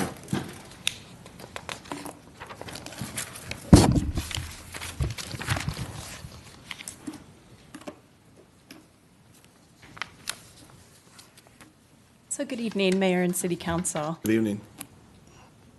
We're here tonight to talk about our beloved Begg pool, still incredibly well used and looking pretty good here, despite being built in the 1940s and being held together behind the scenes by our incredibly hardworking and creative aquatic staff and quite a bit of duct tape. To be transparent though, the heater could go at any moment, and there are other significant pool and plumbing and equipment, locker room, and side issues that can no longer be overlooked or wished away. Our recommendation tonight is to award a contract to HMC Group for preliminary design services to develop two options for the Begg pool site. Number one, renovation of the existing 25-yard shallow pool and support buildings. And number two, development of a new community aquatic center to include a 25-yard shallow pool and a 35-meter competition pool and support buildings, as well as the related site improvements. Project scope includes site analysis, community outreach, and comprehensive cost estimates. If the contract award is approved tonight, there are sufficient funds to cover HMC's work within the Capital Improvement Program Fund. We would like to provide some project background, context, and details next to help set the stage for your decision. So first, a reminder of why this project is necessary. Begg Pool offers a wide variety of recreation programs and classes, including swim lessons, lap swim, swim team, water aerobics, water safety classes, recreational water play, and the swim classes that are required by Manhattan Beach Middle School. In last year's statistically valid aquatic survey, respondents praised the excellent staff, parking, and water clarity. But in the same survey, residents identified issues with using Begg Pool, including limited availability of programming, limited availability of lanes, the pool size and depth, and the overall aged facility conditions, including the locker rooms and bathrooms. A few more details about the facility's condition. We're operating safely, but the facility and the equipment are worn out. Almost all equipment is aging: the heater, the pumps, the filters, and the controllers. The locker rooms, the showers, the office, and more are aged and inadequate. Many pipes and spigots no longer function, and manual siphoning and draining is sometimes necessary after rain. Paint and plaster are peeling throughout the facility, including in the pool. Concrete is cracked and deteriorated, with staff patching as needed. And vehicle access remains via a one-lane sloped road. In terms of programming, most aquatics offerings for all ages are full within the first few minutes of registration each quarter. There's no additional time or space to increase the classes, the camps, or the other programs that are offered at Begg Pool. And as a reminder, this is Manhattan Beach's only public pool for over 34,000 residents. It's 80 years old, 25 yards long, 6 lanes wide, and approximately 4 feet deep. And as you can see from this view, there are opportunities for more efficient use of the space around Begg Pool. It's important to emphasize that this project is designed as the next step in development of a new and improved community aquatic center, a facility built and operated primarily for the benefit of Manhattan Beach residents and MBUSD students. A few other details from the city's recent statistically valid surveys. The majority of survey respondents in 2022 indicated that they were either very interested or somewhat interested in a new aquatic center in Manhattan Beach, including 74% of households with youth. 64% said that they would use a new aquatic center for exercise. 81% of households favored prioritizing a new 35-meter pool, and 73% favored a shallow teaching therapy pool. In the 2021 Community Opinion Survey, 42.7% rated improving Begg Pool as a higher medium priority, even when compared to street sewer and other public works projects. The City Council has taken previous action on this item, including all of those steps listed on the slide. But as you know, number 6 would not be the last step. After completion of preliminary design within an estimate of 7 months, additional steps needed prior to construction would include engineering, architectural, and aquatics design development, and creation of construction documents, going out to bid, and securing full project funding. So why is HMC the right firm for this phase of the project? They're aquatics experts, having completed more than 80 aquatic facilities over the past 10 years. Projects include the San Gabriel Valley Aquatic Center, the Yucca Valley Aquatic and Recreation Center, Mount Sac Athletics Complex East, and the El Camino College Natatorium and Gym. They're community experts, having worked with more than 50 cities and counties across the state. They're DSA veterans. They submit more work to the Department of State architects across the state of California than any other firm, with over 3,200 projects. HMC has experience building consensus, a commitment to sustainability, a history of cost-effective and on-schedule projects, and a very thoughtful, comprehensive approach for the Begg project, and an experienced, collaborative, and innovative project team. Principal in charge Kevin Holland and aquatic specialist Brad Glassick are here tonight if you have any questions directly for HMC. You may have noticed the what if infographic included in the staff report as part of HMC's proposal. As they acknowledge in this quote on the slide, stakeholder input is needed before solutions are selected, but they did point out many opportunities to be explored, including adding an accessible pedestrian path to improve access, experience, and safety by separating the vehicle and pedestrian circulation, potentially terracing the hillside to create family and spectator viewing areas, adding a 35-meter pool to increase program capacity, investigating if the existing pool could be refreshed and function as the rec pool, saving funds that could be allocated to other valued features, widening the entry road to improve vehicle flow and safety, as well as other ideas.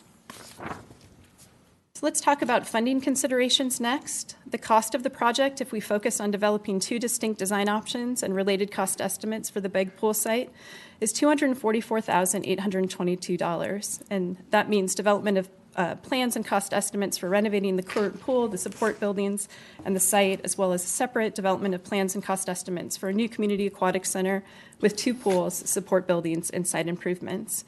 And as mentioned previously, if approved, there are sufficient funds to cover HMC's work within the CIP. At the February meeting, City Council also directed staff to obtain proposals for considering the MBUSD yard site as an alternate location for a community aquatics facility. HMC is able to analyze that site for an additional $39,245, but it would cost $148,657 to develop a design option and cost estimates for that site as well. So if you did choose to do everything, the grand total is $393,479. Staff is not recommending moving forward with considering the MBUSD yard as an alternate site for a variety of reasons, including that it's currently used heavily by MBUSD with no alternate location available. Even if there was an alternate location available, or if it was relocated to the current Begg pool site, project cost would escalate quickly as site and facility accessibility and other considerations multiply with two or more impacted project sites. If you do choose to award a contract to HMC tonight for the Begg pool site, we anticipate being able to commence work this month, starting with the site analysis and community engagement. It's an ambitious timeline, but we'd plan to return to City Council with design concepts and cost estimates early next year. And please note that City staff and HMC plan to present project plans at the school board's regular meeting on August 16th. If the contract award is approved tonight, MBUSD's Deputy Superintendent and the Director of Maintenance and Facilities for MBUSD would serve on the project team to help ensure close collaboration between the city and school district during this phase of project development. So we do return to our recommendation. Staff recommends that the City Council take the following action, which is to adopt Resolution 23-0099, awarding a contract to HMC Group for $244,822 for the professional architectural and aquatic preliminary design service for the Begg pool facility. That does conclude our staff presentation, but we're available for questions. Thank you, Melissa. Council, any questions? There you go. Councilmember Lesser? Melissa, some in our community have expressed concern about building a regional aquatic center in place of what is now a community pool. The second proposal that would include two pools, can you describe how that would facilitate instruction and recreational use by members of our community as opposed to it becoming a regional draw? Sure.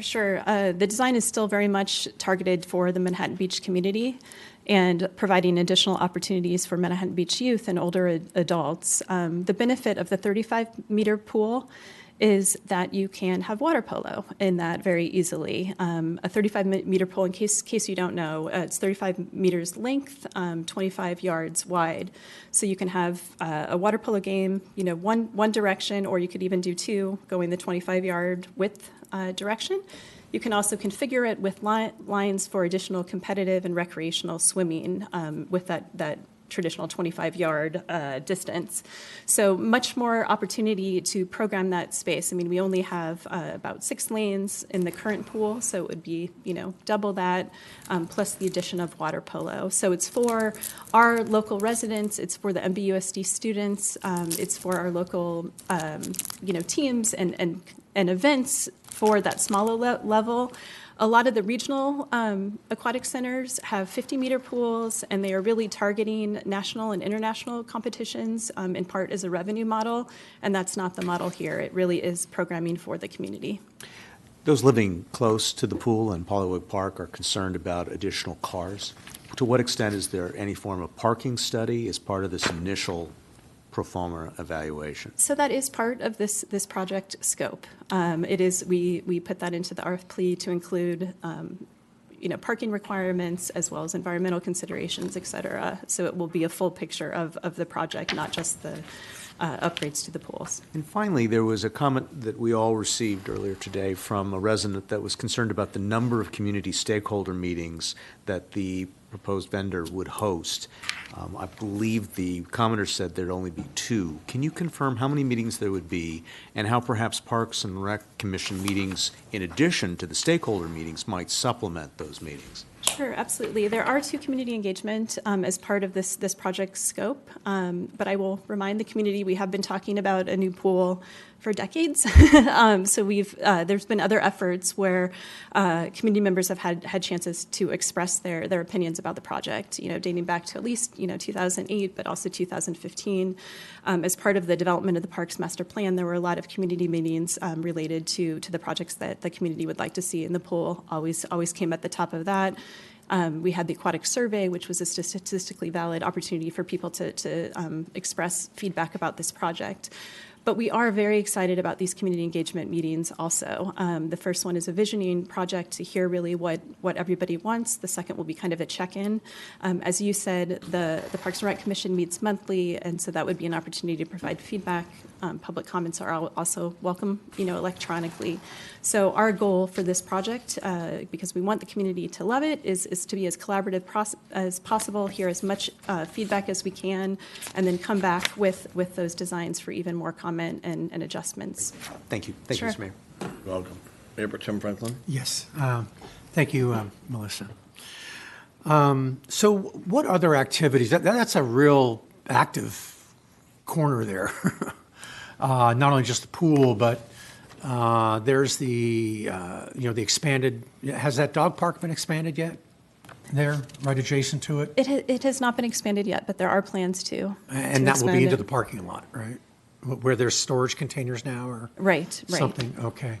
And then also the long-awaited new play structure, pirate ship play structure just down the hill and the like. So these are going to be putting some stress on parking requirements and space requirements and things like that. Has that been discussed at all? So the parking will be a part of this project, and the consultants, preliminary thought there might be some ways to find additional spots even within that the parking that we have currently. So that is something that will be considered as part of this project and talked about and brought back with recommendations about how to create additional parking to accommodate a second pool. Okay, and I guess I have to add to that, to the north of it, the brand new Begg field, right? That's been recently resodded after the reservoir, right? Right. And there's lights now. So those people park there. So just as upgraded lights, but yes, the use of that field it should be similar. Yeah, because that's softball, baseball, and soccer, as I recall. It is an activated park, definitely. Lots of different uses. Okay. Has there been any discussion? I mean, we don't have specifics, but is MBUSD open to the idea of cost sharing on this, or is it just going to be borne by the city? So we have not had those discussions, but again, we have HMC and city staff will be presenting at the school district on August 16th to give them an update about this project, and we hope it's as collaborative as possible moving forward. Okay.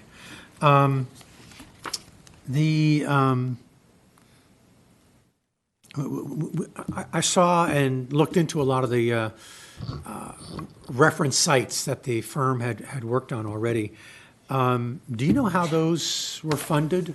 I mean, is there overall, do you see an overall pattern? Is it mostly grants? Is it mostly the city or government had to go to bonds or? So there are a lot of different funding models for public pools. Specifically those projects, I could ask HMC to come down to respond to that question if you would like more details. Sure, if it doesn't take too long. I really don't want to get into, just wanted to get an idea. I made a list of some, but. Usually when we talk to cities or counties, we're doing two current projects. There's a lot of funding out there in the last few years, Prop 68 funding. So many counties and cities are taking advantage of that. Most of it, though, will be local funds generated by them through bond programs or general obligation bonds. In our portfolio, any pool we showed probably from a community college was always coming from a general obligation bond from the community college district itself, rather than taking advantage of any other state funding. The Mount Sac pool that we showed, the larger complex took advantage of some state funding, but the aquatic component itself was all completely funded by general obligation bonds from that district. So there are various venues to look at for additional funding. Okay. Any parcel taxes or? Not that I'm aware of. Okay. Not that I'm aware of. Okay, great. Thank you. Councilmember Franklin, if I could just add, there's also a lot of public-private partnerships, so some public money, but often fundraising and other donations from companies and individuals to help fund. And I will also mention, if I may take the time, there is an effort of the Parks and Rec Commission and some past commissioners to create a 501c3 dedicated to parks, and it is on the council agenda to come back to talk about that in October. Is there a general, I know when we discussed this before, ongoing maintenance costs are a considerable factor in proceeding with something like this. Is there a general average? I mean, if something costs $20 million, it's going to be 10 to 20% a year? So I would recommend, so as part of the direction for this project, it was to come back with the full cost of the project for not only building and maintaining it, but also operating it. And that is what is in the scope of this project. So we could have a full, discussion of that when we have when we're able to work through this project. Okay. I think it's a little premature to talk about cost at this point. Okay. So, Yeah. I understand. I'm sorry. But yeah, Could can you we just please, have, yep. It was just not in my head. have the expert? Yeah, I think we needed to study to see what type of facility ends up being the vision, because then we'll run life cycle costs on that. And again, if it's two options, renovation versus new, then we can run both options too. So we give all the information that you need. That's generally the process we would go through, because there's a lot of variables about the energy used, how you heat the pools, how well you maintain them with covers. That all goes into how a facility will But it's a significant cost, right? I mean, it's pools are not consideration. a cheap facility. Let me put it that way. I mean, they just take energy to run, so we have to be most efficient with what we do with those. Yeah. Okay. And then, is it possible? Have we looked in preliminarily? The 35 meters is better than 25 yards. Have we looked into, can that pool itself be expanded to 35 meters and maybe or do you just have to scrap the whole thing, bulldoze it in and start all over? You already got a hole in the ground. Yeah, I think what you have with your shallow pool, the 25-yard pool, it's very limited. So when you start to try to adapt a pool of that nature, you're probably going to run into just as much cost as trying to do something new. Also, I think one of the things we talked about is the two-pool option really gives you a lot of flexibility for programming. There's usually a whole emphasis of people who want pool temperatures low for athletics, for water polo, for competitive swimming, while you can have from junior to senior classes that want warmer water for water aerobics and various other things. So the two pools allow you to provide a lot better programming for your community when you do it that way. Okay, Yeah. thank you. One other point to add to that is the current pool is only 4 feet deep. For water polo, you need much deeper, 7. Yes. So it would be difficult. Councilmember Howorth? Yeah, are those your questions? I'm finished. Thank you. Excellent, thank you. I'm sure this will be a tag team effort. Could we, I think that 2 community meetings is what was, proposed, which sounds fine. If we also have, a website page, which, are we planning to have a website page that has proposals and where we are, and will it have a button right there that you can just send in your comments, et cetera, correct? We could certainly make that happen. That might be helpful. And those community meetings are going to be open to everybody, right? So we're not going to limit that. Okay. So I think in the staff report, you said staff is not recommending option number 3, the, MBUSD maintenance yard. And so do we know if the school board, they haven't seen the options? I realize it's not happening until the 16th. Have there been communications with them? Are they open to options 1 and 2? Has there been consideration with them? Yes, I've had numerous conversations with Dr. Bose as late as right before the meeting, and they're looking forward to the 16th to understand the scope. They're definitely in favor of reviewing 1 and 2, and definitely opposed to option 3 Right. because they have other plans for the facility. Right. I mean, for those who don't know, I was on the school board for many years, or 8 years, and I do know that that site is intensely used, and they don't have other property for that. So it's not just them saying, well, no, we're taking our bucket out of the sandbox and we're not going to play. My colleague mentioned, and I just want to confirm what I heard.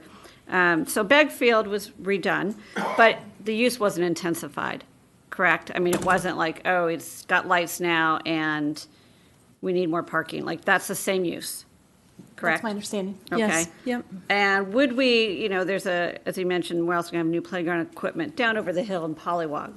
But that won't impact, I mean, that's also the same use. It's a playground. I mean, it's, okay, so that shouldn't affect parking. And I was very interested, I loved your question about the 35 meter, I almost said millimeter. That'd be a really Quick swing. we could afford that tomorrow. The 35 meter pool, which is larger than what we have now, but that's not considered a, big aquatics facility, regional draw, et cetera. I think that's important to message to folks, because I don't want that either. But what I do think is important is that what that 35 meter pool enables us to do with regards to, you've mentioned water polo. We have people, water polo teams that practice there now just because they can practice there, but they can't actually hold meets there. Is that correct? Right. And I assume, well, maybe not, do we know if there's more demand for the pool space that we have? And if it were bigger, we could accommodate more of our local teams? Absolutely, yeah. Right, because... We get requests all the time for more water time. Right, more water time. I mean, I think that's a really important fact, because we are a coastal community, but we are also really a huge water polo and swimming, community with kids, our residents, getting scholarships to colleges because of water polo and swimming, right? It's it will serve the community. I can't swim very well, but I'm glad kids can. Okay, so new Begg Field, same use, playground, size, and then also to reiterate the funding model. So you said, okay, if we should approve this tonight, and you're recommending approving both options 1 and 2, so we can discuss, come back and, look at the differences in both use and money. Then they, hopefully in 7 months, which is amazing, going to come back. And then we would, there's a lot of design that has to happen after that, engineering that has to happen, permitting. And then we start talking about the funding. And so obviously, we don't know what it's, going to cost tonight. We don't know how we would fund it. We don't know if there's private partners out there. We think that there are, but that comes, what I'm trying to say is there are many different options that this council would then have to consider after we get through those steps. That's correct. But we can't, I think that, well, I'll save it for comments. Question. And I if got it, see that? I did it before you Question. even said it. I got there. All right. I could just add one piece of feedback that we have received from the community also is that fundraising is a lot easier when this work that we're talking about tonight is done, and there is actually a plan and a design and a schematic that can be shared with those potential donors. Yeah, thank you. But thank you for thank you, Mr. Mayor. Good. Those who are confused by all this conversation tonight, we're not talking about financing. We're not talking about maintenance tonight. We're not talking about options past hiring the consultants. That's our agenda item tonight. So don't be confused about a decision about what may happen down the road. The agenda item is just talking about paying someone to design services for us, options 1 and 2 in the book, and what that may entail. That's all we're talking about. So those of you that emailed me today and called yesterday, we're just talking about options on design services only tonight. So please, save any questions for costs, anything else down the road. We're not there yet. We're paying someone or may pay someone to look at design costs for us, what it may entail, and we'll worry about, if it goes past that point, funding options, partnerships, who knows, the $1 million lotto winner. We're not there yet. We're just talking about design services. That's all we're talking about tonight. With that said, we'll open up public comment. Thank you. That was better. That was what I was trying to say. Thank you. That was I know you were going to get much better there. said. Anyone want to speak on this item? Design services, just so you know, our commissioners have worked on this for a long time to get here. And I've been in this council 15 years, and this has been upgraded and remodeled, not completely, maintained 15 years, back and forth. So this is not a new discussion, folks. We're here 15 years ago, we talked about it, and we're talking about it today. So next step. Anyone want to talk about it?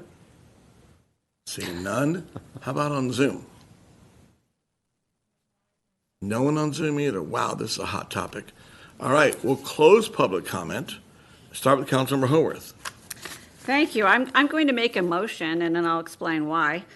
I make a motion to adopt Resolution 23-0099, awarding a contract to HMC Group for $244,822 for the professional, architectural, and aquatic preliminary design service for Begg Pool Facility. So that's my motion, and I do thank you, Mr. Mayor. I was trying to say exactly that we won't be able to decide if we're going to go forward or not unless we have these two options fully fleshed out. And what I appreciate, I think I know which direction I'm leaning, but I need to see both of these options designed.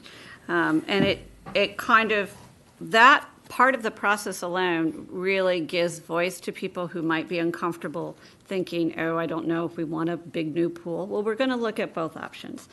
And I think that's really great. The pool is 80 years old, and as you mentioned, you've been on the council for 15 years, and there's been a lot of Band-Aids on that pool. So something has to be done, and I think it's going to be a community resource.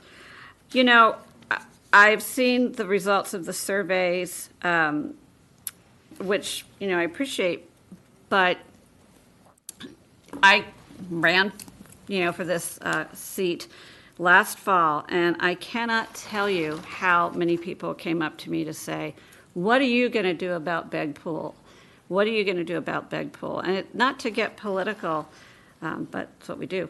It was really surprising to me from the various pockets and corners of this community, from a wide swath of people.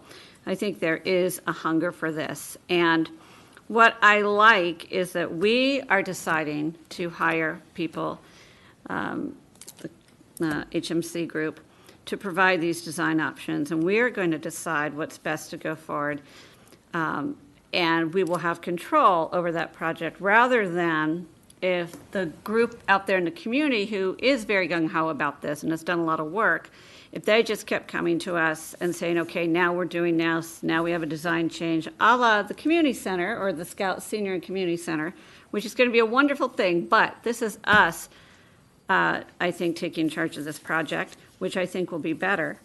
And I think it will be very exciting. And I fully believe that once we choose an option and we can go forward, we are going to find partners and we are going to make this happen for this community. So I'm hopeful, optimistic, and completely committed.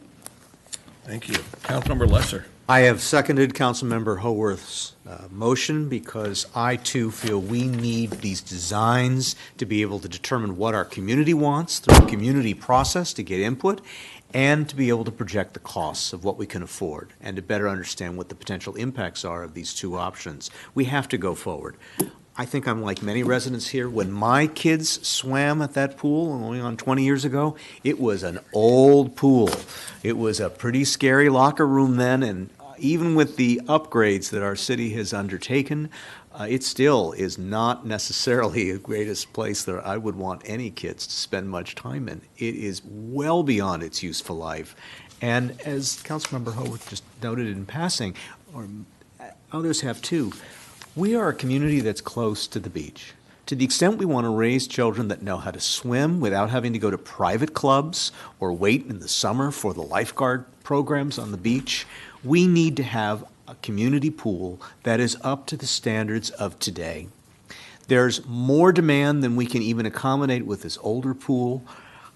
I could go on. I'm in favor of moving forward with this firm based on reviewing the wide number of pools that they've designed, looking at their proposal for community engagement and making that a big part of their process.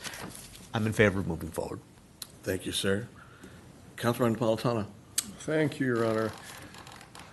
I admit to being a bit more agnostic about this issue because it's not that I don't believe that there is a strong group of folks out there in the community who wants a new pool, and we need a new pool, or at least fix up the pool that we have.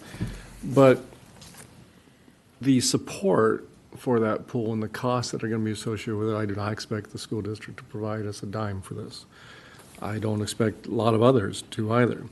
And it's not the cost. I think people are supportive of the cost of the pool because they know what they're getting with it. But that site is going to demand a whole lot more investment in infrastructure than just the pool. You got a one-lane road, you've got subpar access, you got subpar parking, you got a lot of things. My bet is that the infrastructure cost just to get to the pool is going to be half, if not the same cost as that pool at the end of the day. I hope I'm wrong. I don't think I will be. But then we'll have to gauge the support as to what it's going to cost us to get down there. You know, are we going to have a whole lot of community support in terms of dollars being brought in by a 501c3? I hope so. But we've also tapped into a lot of folks already with the Scouts and the senior house, and that met a certain ceiling as well. And they didn't get as much as they had hoped for. They got a lot, but they certainly didn't cover the costs, and that's why we've stepped up and done that. And it's going to be the case here. So this is not going to be a cheap venture, and it's not going to be, the costs are going to be significant, I think, for the entire site, not just the pool itself. So I'm fine with going forward with this to see what the design options could be, to see what the possibilities are, but you know, there's a reason why it hasn't happened yet, and it's going to just get more expensive. That's why I still question this site. It's there, it's historic. People like it because it's there and they're used to it. Is this the best site for a pool, though? Is it the best site to access? Is it the best site to expand upon? I question that. So I support the idea of investigating the design of it, but the costs, I think, are going to come in a lot higher than what we expect. Well said. Mayor Pro Tem Franklin. Thank you. I echo a lot of that, Councilmember Napolitano. And that's why I asked the question also about ongoing expenses. Pools are horrifically expensive. They evaporate water, they evaporate chemicals. It's just how often they have to be cleaned and treated to make it safe, especially with a lot of frequent use. That has to be, and I'm sure it would be with the report and the analysis calculated as well. That site, I mean, with all due respect, it's going to be a busy site. I mean, I coached basketball there, although the basketball courts are not there anymore. Now it's all parking. But the dog park, once that, I mean, we have had council meetings with dog lovers coming in and wanting to have these kind of dog facilities, and I'm sure we're going to do a spectacular job there.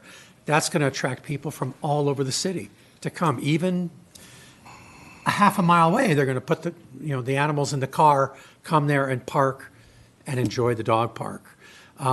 You've got programming of, you mentioned, Mayor, the concerts in the park. So in the summertime, which is going to be a busy time for the pool, there's thousands of people coming for that, which is fantastic. They're going to want that parking. The single lane, I mean, that is such a dangerous road going up and down. You got to rely on someone on the top not coming down when you want to come up from the bottom. I've been on that many, many times, and that's going to be very expensive to restructure that. So I'm in favor of taking a look at it and looking at the analysis. I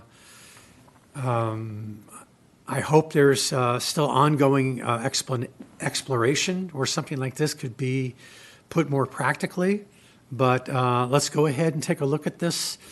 Even if it comes through to where we renovate, what is it, an 80-year-old? Did I see something in there, an 80-year-old pool? Then if that's the case, I mean, that configuration provides a lot of enjoyment to so many people. I enjoyed it for the kids' birthday parties. The staff was fantastic. The Parks and Recreation staff to monitor and manage those birthday parties, so I can sit there and catch a breath. So it's a great place to learn how to swim before you get into the ocean. So I will go ahead and vote to do the study, but we'll look at the results very carefully. All right, I'll wrap up here. Folks, we've had more people talk about dog parks than we have talk about this pool. Tells you what's going on. Not one person came and spoke about this, whether for or against. But that being what it said, it's a community decision. I listened to my colleagues. Councilman Fontana brought up the key point. We're going to find out what it will cost to get people there. Car traffic, slope, best location. We don't know the answer to any of that. That's why you hire consultants to bring back the best ideas of what we have options for. It's a big step to make this happen. We've never done this before, actually hiring someone to look at options for improve the pool, just dig out of the hole, or break something bigger. It is not an aquatic center.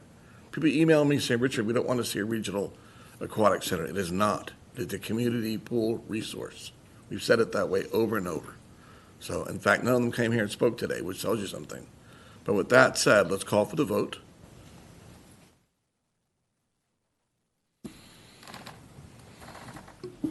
Motion passes 5-0. Thank you all. We're going to take a break, everybody. We're going to take a 10-minute break and come back here at, this clock is correct, 8:20. We'll come back. We'll recess until then.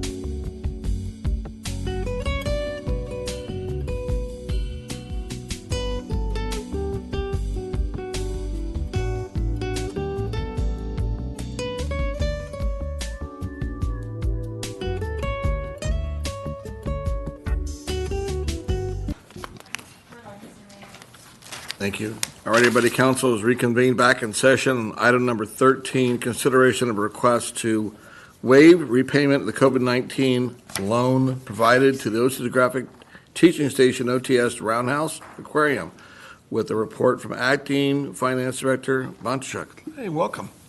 Good evening, Mayor Montgomery and members of the City Council. My name is Julie Bondarchuk, Acting Finance Director, and this item will be presented by our Budget and Financial Analyst, Marcelo Serrano.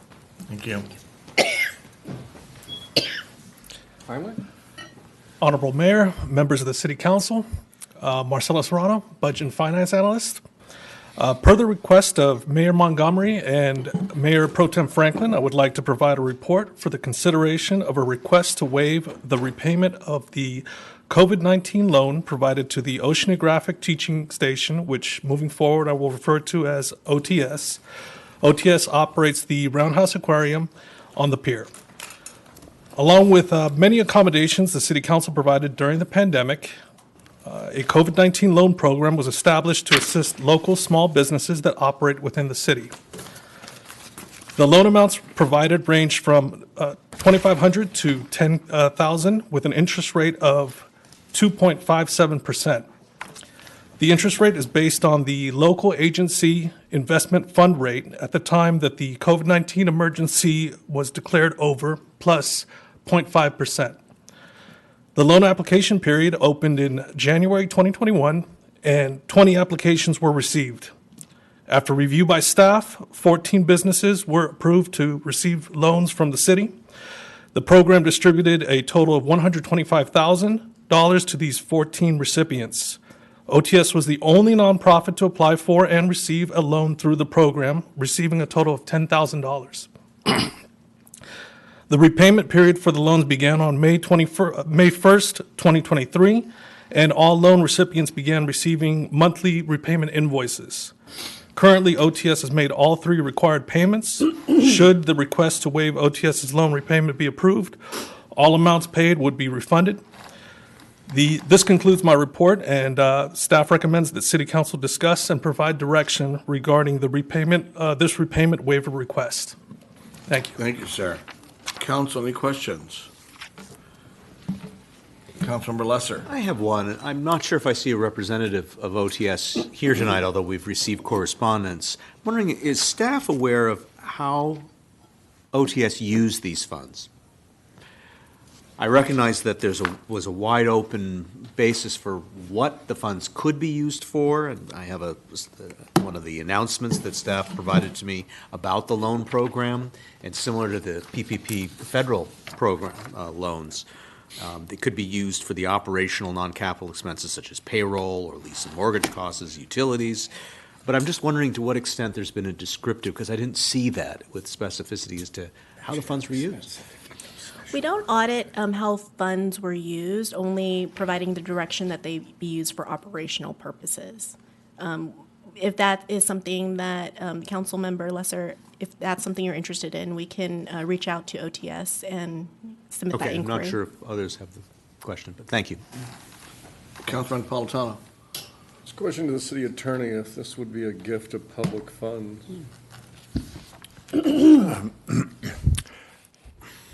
Anytime you take a look at whether it's a gift of public funds, you have to look at the benefit to the public. And so it's really a call by the city council. Is there a benefit to the public to return this? Is to relieve the loan. So that's the question. What's the public benefit? I mean, can an argument be made for public benefit for any of the businesses that took out loans as well? The same reason why we did outdoor dining was to keep businesses afloat, to keep employees employed, to benefits in place and things like that. And so, yeah, that was the analysis done at that time, because there was some question as to whether this was a gift of public funds. But the council made a determination that it benefited the public, the residents. well, but it's a loan program that was meant to be paid back. It wasn't grants. They weren't grants.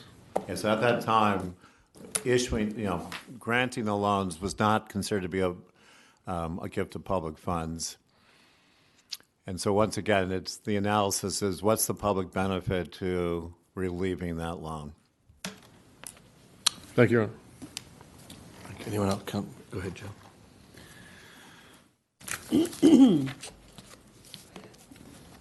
Go ahead. Yeah, so along that lines, City Attorney Barrow, would a public good be like continue to attract people to the area, to patronize other businesses, you know, in the downtown or really just any area within Manhattan Beach? I mean, it's a significant draw. Would it be considered that? I mean, is that part of what the Roundhouse is doing? That's part of the analysis. It's just a question of whether this $10,000 makes a difference with respect to, is that, if the council relieves this loan, is that going to actually attract more people to the Roundhouse? So back at the initial discussion on loans, clearly it was a benefit to the public to bring people in for outdoor dining and for other loans to keep businesses afloat. Right, and they didn't really, I mean, they're not selling anything other than, it wasn't like a restaurant that could, instead of having people in the restaurant, they could do takeout orders and things like that. They didn't really have that option to do that. And they had ongoing costs, I presume, right? If I could clarify, though, it depends on when you're talking about, too, right? Because at the time of COVID, when these funds were used, and they were meant to be used, right, it was closed. And so it was to keep staff paid and things like that, so they didn't have to give up their homes or whatever else was going on at the time. So it wasn't about drawing people at that time that the loan was made, because nobody was coming to the OTS. But you could use the funds to preserve. I mean, anybody who's had an aquarium at home knows that there's expenses to keeping, you know, these animals alive. And they didn't have, you know, people coming in to make donations because they had to be closed. I mean, just maintaining that equipment, you know, that those are vacuums and pumps and things like that, and the variety of the wildlife that they have. I mean, those are, I would imagine, can we have anybody speak to that? Like what their costs might have been? There's no one here for I guess the question too is did they get funds from other sources as well?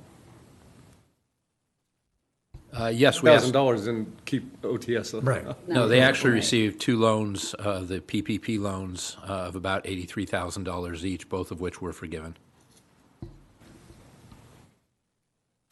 Councilor Montano, you're up. No, that was my question. I tagged on to Councilmember Franklin, sorry. I'll just go here before we open up public comment. So to the earlier question, Councilor Lesser asked, would they told me what the funds were used for? As Mayor Pro Tem Franklin said, it was not only keeping the fish alive, it was staff. Because even though the public wasn't allowed during COVID, we all remember that, the aquarium was closed. The aquarium didn't shut down the internal operations. You had to keep those expensive fish going. And as Joe mentioned, they get to feed your fish. No matter what happens outside of the aquarium, they still run. Things have to go. And let's remind everybody, the aquarium was built with private funds. It wasn't city funding that built the $7 million aquarium. You can argue the point. I think it's a well-said point. It is a tourism draw. You want to argue regional or not, it is a draw. When they shop downtown, as Joe would say, they're going to come down there and they're going to spend money, whether it's taxable sales and clothes or they go to our restaurant. So you cannot look at the brochure. What do they take a picture of? Roundhouse, right? Take a picture of Manhattan Beach. What do you take a picture of? The pier and the Roundhouse. So you cannot separate the two from each other. So in my mind, we're talking about, yes, a regional draw. Does it provide revenue to the city? Okay, I can't prove it through any kind of study, but I can guarantee people that come here and go to the aquarium find a way to our restaurants and to our stores, and they patronize our businesses here. So to me, it's not a greater discussion about what loans they had prior to and after. Did our $10,000 make a difference to them that we offered them to keep them in operation until COVID was lifted and they get back on their feet? That's the real question we're talking about. Councilor Montano? Yeah, I've got no question that the money helped, but as far as draws go, there are lots of different draws. Many of the restaurants are draws. I mean, the retailers are draws. The beach is a draw. The vast majority of people go to OTS who benefit from it are actually school children, right? And they're not necessarily going and the kids, the second graders, fifth graders, eighth graders aren't going to the Strand House after they go visit OTS. But, you know, that aside, the question in my mind is that how can we say yes to this and not to waive all the loans that we gave to others who have to repay them? Understood. Councilor Howorth. Why aren't we waiving them? Well, could a difference be that this is a nonprofit? Because it's, that's very different than profit. So We're talking jobs, we're talking businesses, we're talking livelihoods. During COVID, all that mattered to all those people. Everything mattered to everybody. And we did do, I understand, so I think what you're asking, you're saying, so what's the difference, you know, these other folks paid their loans back and now we're being asked to forgive this loan.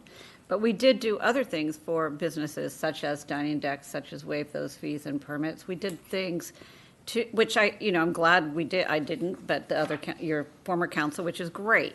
And perhaps, you know, if it was a hardship, maybe if people can always come and ask, but these folks are asking, it's a nonprofit, it is small. Yes, they had this amazing capital, you know, improvement, but that doesn't, you know, cover all the operating costs. It is so, so I think the difference would be, for me, that it's a nonprofit. And I would say, right, but they come to us because elected officials are soft touch. That's why. And when we talk about forgiveness things, how much did we provide in loans again? Can't remember off the top of my head here in the report. 10. But I mean, with the money we got from the state, why don't we just waive the loans for all the other folks that we? So it's a total of 125,000. One has already paid their loan off. And this particular one was 10,000. And we got our funds, right? Our federal funds, our state funds. What do we have left there? I don't know. Do we have a running total? No, we don't have any of that funding left. It's all been dedicated to various CIP projects or other funding.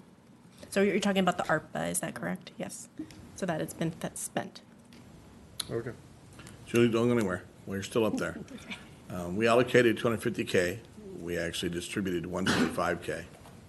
So half what we allocated for should have. To your knowledge, anyone else has asked for forgiveness of their loan? No. No. All right. Thank you very much. Appreciate that. They would if they knew we would.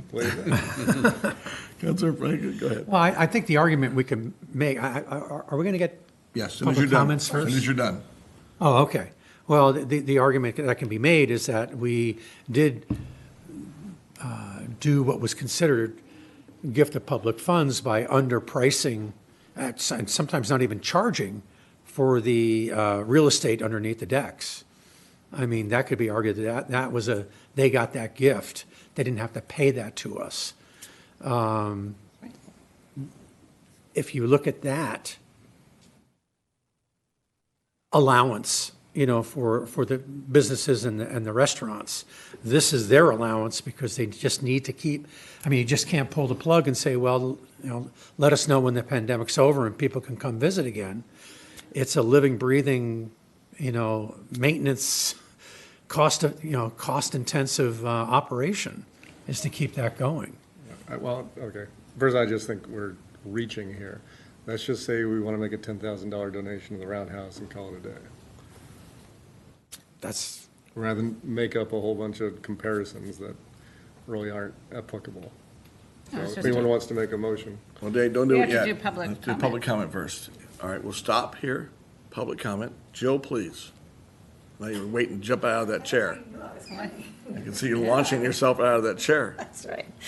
Honorable Mayor and City Council members, thanks for having me. I do want to emphasize the fact that it is a nonprofit, and I think I know I sent you all a letter earlier today, but we had a specific conversation with our board of directors, minus Grace, who sits on the board with us, to talk about what an important part of our downtown community it is, because it does bring people in. They are also supportive of our businesses. They help, with events. They do a lot. It's a part of our community. And I know that there have been times when we have come to you and we have asked for things and we have said, can we have this improvement or could we do that? And so we felt like it was also important for us to put our money where our mouth is on this one too. And we said, okay, you know what? If we're going to say that the city council should, make a donation or waive a loan or whatever, because of all of the different things that you did for our businesses to support us, we should also put some skin in the game. And we committed to making an annual $3,000 donation every year to the aquarium, because we do think that it provides that much of a public value and valuable to our businesses and to our business district. So I hope that you will consider doing that, and I hope that us, obviously, putting some money towards that will help influence the fact that we really feel like it's an important part of our community. Thank you. Thank you, Jill. And I do think that Grace is on the line. She couldn't be here in person, but I think she's on the line if you want questions. All right. Anyone else here in the room, public comment? Seeing none. How about Zoom, Martha? We have Grace Adams. Oh, speak of devil. All right.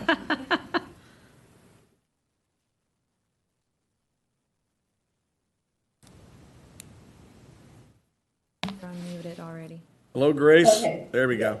Good evening, Honorable Mayor and council members. Thank you for allowing me to speak here tonight and for considering our request. I do want to point out that in 2021, we were open to the public for part of the time. We also did take out the aquarium and set up an exterior outdoor aquarium set up so that the public can continue to learn about the ocean. And during that time in 2021, we served about and welcomed to the aquarium through the different times when we had to open and close about 91 to 94,000 people from all over the country and around the world. Also during that time, we served about 46,000 students to continue to learn about the ocean. So during that time, the $10,000 loan helped us with our daily operations, certainly taking care and making sure that the animals were fed and kept alive, and made sure that all of our life support systems were operational. And because of our location, where we are, literally above the ocean, the aquarium itself is subjected to a lot of harsh conditions. So maintaining the facility takes a good bit of effort as well as resources. In fact, if you go to the aquarium today, we are in the throes of repairing walls that have been subjected to condensation challenges. There's just too much moisture in there that we constantly have to repair our drywall and fix and Hey, Grace. Uh-oh. Are you still there? She's gone? Yes. Well, she's still on the call. Did you want me to unmute her? Grace, can you answer a question? Do you remember what the cost was to build the aquarium? Renovate, you mean? I mean, privately, but she might know what the foundation spent to build the aquarium. She's gone? I don't know the cost of the original aquarium, but the last renovation was a little over $4 million. Close enough. Thank you, Grace. Have a good night. Thank you. Anybody else on Zoom, Martha? Jim Burton. All right. What Jim Burton night tonight? Mr. Mayor, thank you.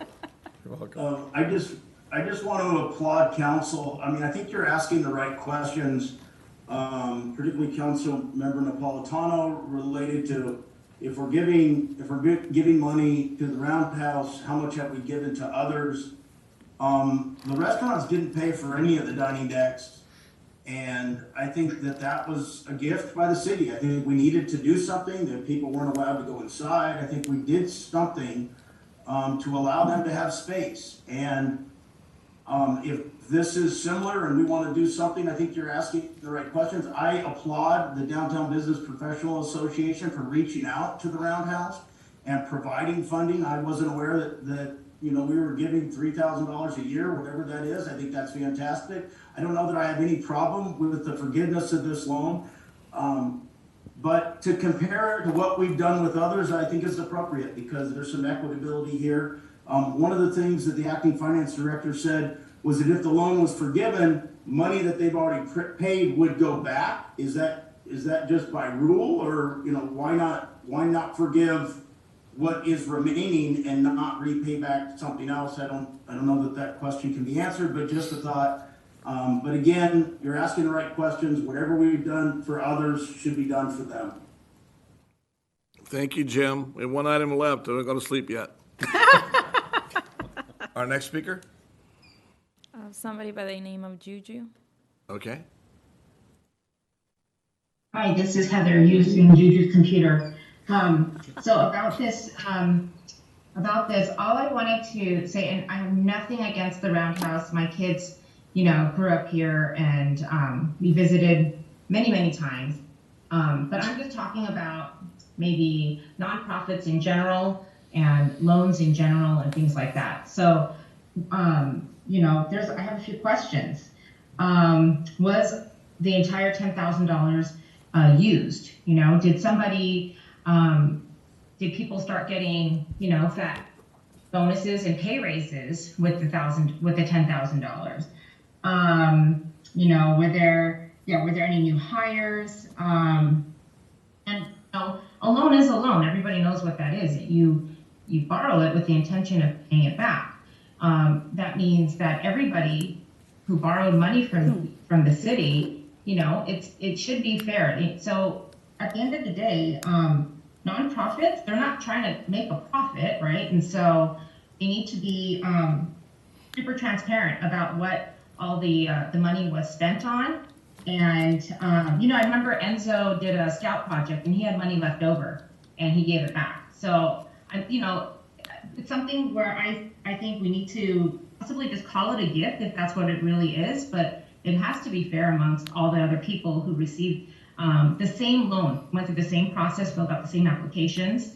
And nonprofits, I think this is a good one, but there are a lot of shady ones out there, and their accounting really needs to be a lot more looked into, and I would say normal business. So please look into it more and change it into a gift. That makes much more sense, but I think they need to be fully transparent and a full audit should be done. Thank you. Our next speaker, Bertha?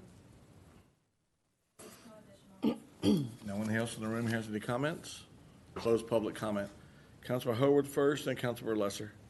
Thank you, Mr. Mayor. And I think it was Jim Burton who mentioned, asking the right questions, especially Councilmember Napolitano. And I agree, these questions should be asked and discussed.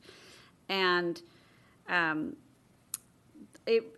appreciate, is this a gift and of public funds, which we're not really supposed to do, and unless there's a benefit to the public, and I definitely think there is a benefit. I do see a difference with nonprofits, and I certainly have respect for the OTS, and I think it's appropriate that we could take a look at their books if we need to, if people want to do that. It's very impressive and meaningful to me that the Downtown Business and Professional Association has committed $3,000 a year from their budget, which isn't huge, to the OTS. And I'll tell you, for me, it really comes down to, so we're talking about $10,000, and I understand the equity issue and legal and technicalities, which I don't mean to dismiss technicalities, but it comes down to me that we talk a lot here about what makes Manhattan Beach special. We talk a lot here about, old school Manhattan Beach and the charm of Manhattan Beach, and we don't want our downtown to turn into, I don't want to say another city. I don't want to demean another city, but we talk about, oh, we don't want chain stores and we don't want all these things, but good golly, the Roundhouse is on our logo now. Roundhouse is the OG symbol of Manhattan Beach. It is worth preserving. And I know that these folks are operating on a lean budget and providing so much good to our coffers, but beyond that, to our residents and beyond. It is an absolutely something that we should protect. And so that's why I'm making a motion to approve the request to waive repayment of the COVID-19 loan provided to the OTS Roundhouse Aquarium in the amount of $10,000. Thank you. Councilmember Lesser. The Oceanic Teaching OTS is a really tremendous community partner for us, providing an enormous amount to our community in terms of bringing people to our community, teaching them about the ocean. But I asked earlier about how these funds, these loan funds, were used precisely because of what was mentioned by Councilmember Napolitano. How the funds were used goes to this legal criteria that we have to apply, which is, what is the public benefit? It was helpful to hear from Ms. Adams about how the funds were in fact used. I wish that were more in the staff report. I wish that were more in the correspondence, beyond just saying that the OTS is fantastic. We all know that. But that it helped with daily operational expenses, that it helped with the feeding of the animals, that was also mentioned by Mayor Pro Tem Franklin as well as the mayor, that it helped with the life support systems for the tanks themselves, maintaining the facilities, and being open during the COVID-19 pandemic. Also hearing the parallel with the dining decks for many private businesses that were also able to take out loans, also was helpful to bear in mind. And with that in mind, I'm willing to support it, but I would say that ordinarily I think we would really want more specific backup for how the funds were spent, because we really are held to the standard of what is the public benefit, not whether we think a particular organization, profit or nonprofit, does good things for our community. But nonetheless, I think a case has been made, and I will be supporting the motion. Thank you, sir. Councilor Napolitano. Thank you, Your Honor. Just to clarify, the Roundhouse is not OTS. The OTS is not the Roundhouse. That's fair. Okay, and frankly, the backers, when we've been doing enough events, the backers of OTS, I think a lot of businesses would be jealous to have such backers, especially during COVID. That said, I have no problem with this, but in the future, if this ever happens again, and we ever come up with a loan program, I hope we remember that we make loans to businesses and grants to nonprofits. Thank you. Well said. That's really well said. Mayor Pro Tem, you may have any comments? You're good? I spoke during my questioning. All right. I'll wrap up here. I think what's funny, we came back from a conference this weekend. One thing about no one ever mentions about the OTS, it's bragging rights about our city. Bragging rights. Who else has an aquarium in their city? And when it's iconic, as he mentioned, the Roundhouse is different, but an aquarium in your city, it's free? Who else has that? So everything else aside, the weight of waiving things to businesses during COVID and what we didn't charge and what we did, all that's gone out the window. I know one thing we don't have. There's a $4 million gift they made to the city to build this. If Grace is right, I think she's low at $4 million. They gave us a $4 million gift. And I agree with Sue's comments. We should call it going forward. If we go through COVID again, Bruce, we'll just call the next time a grant to our nonprofit. It's the only nonprofit that asked, the only nonprofit that ever asked. No one else has asked, but the only nonprofit that is asking. And I think we should call it a grant going forward if it ever happens again. But if anyone's definitely worthy of that grant / waiver, this is the one. So with that said, we'll call for the vote and move on.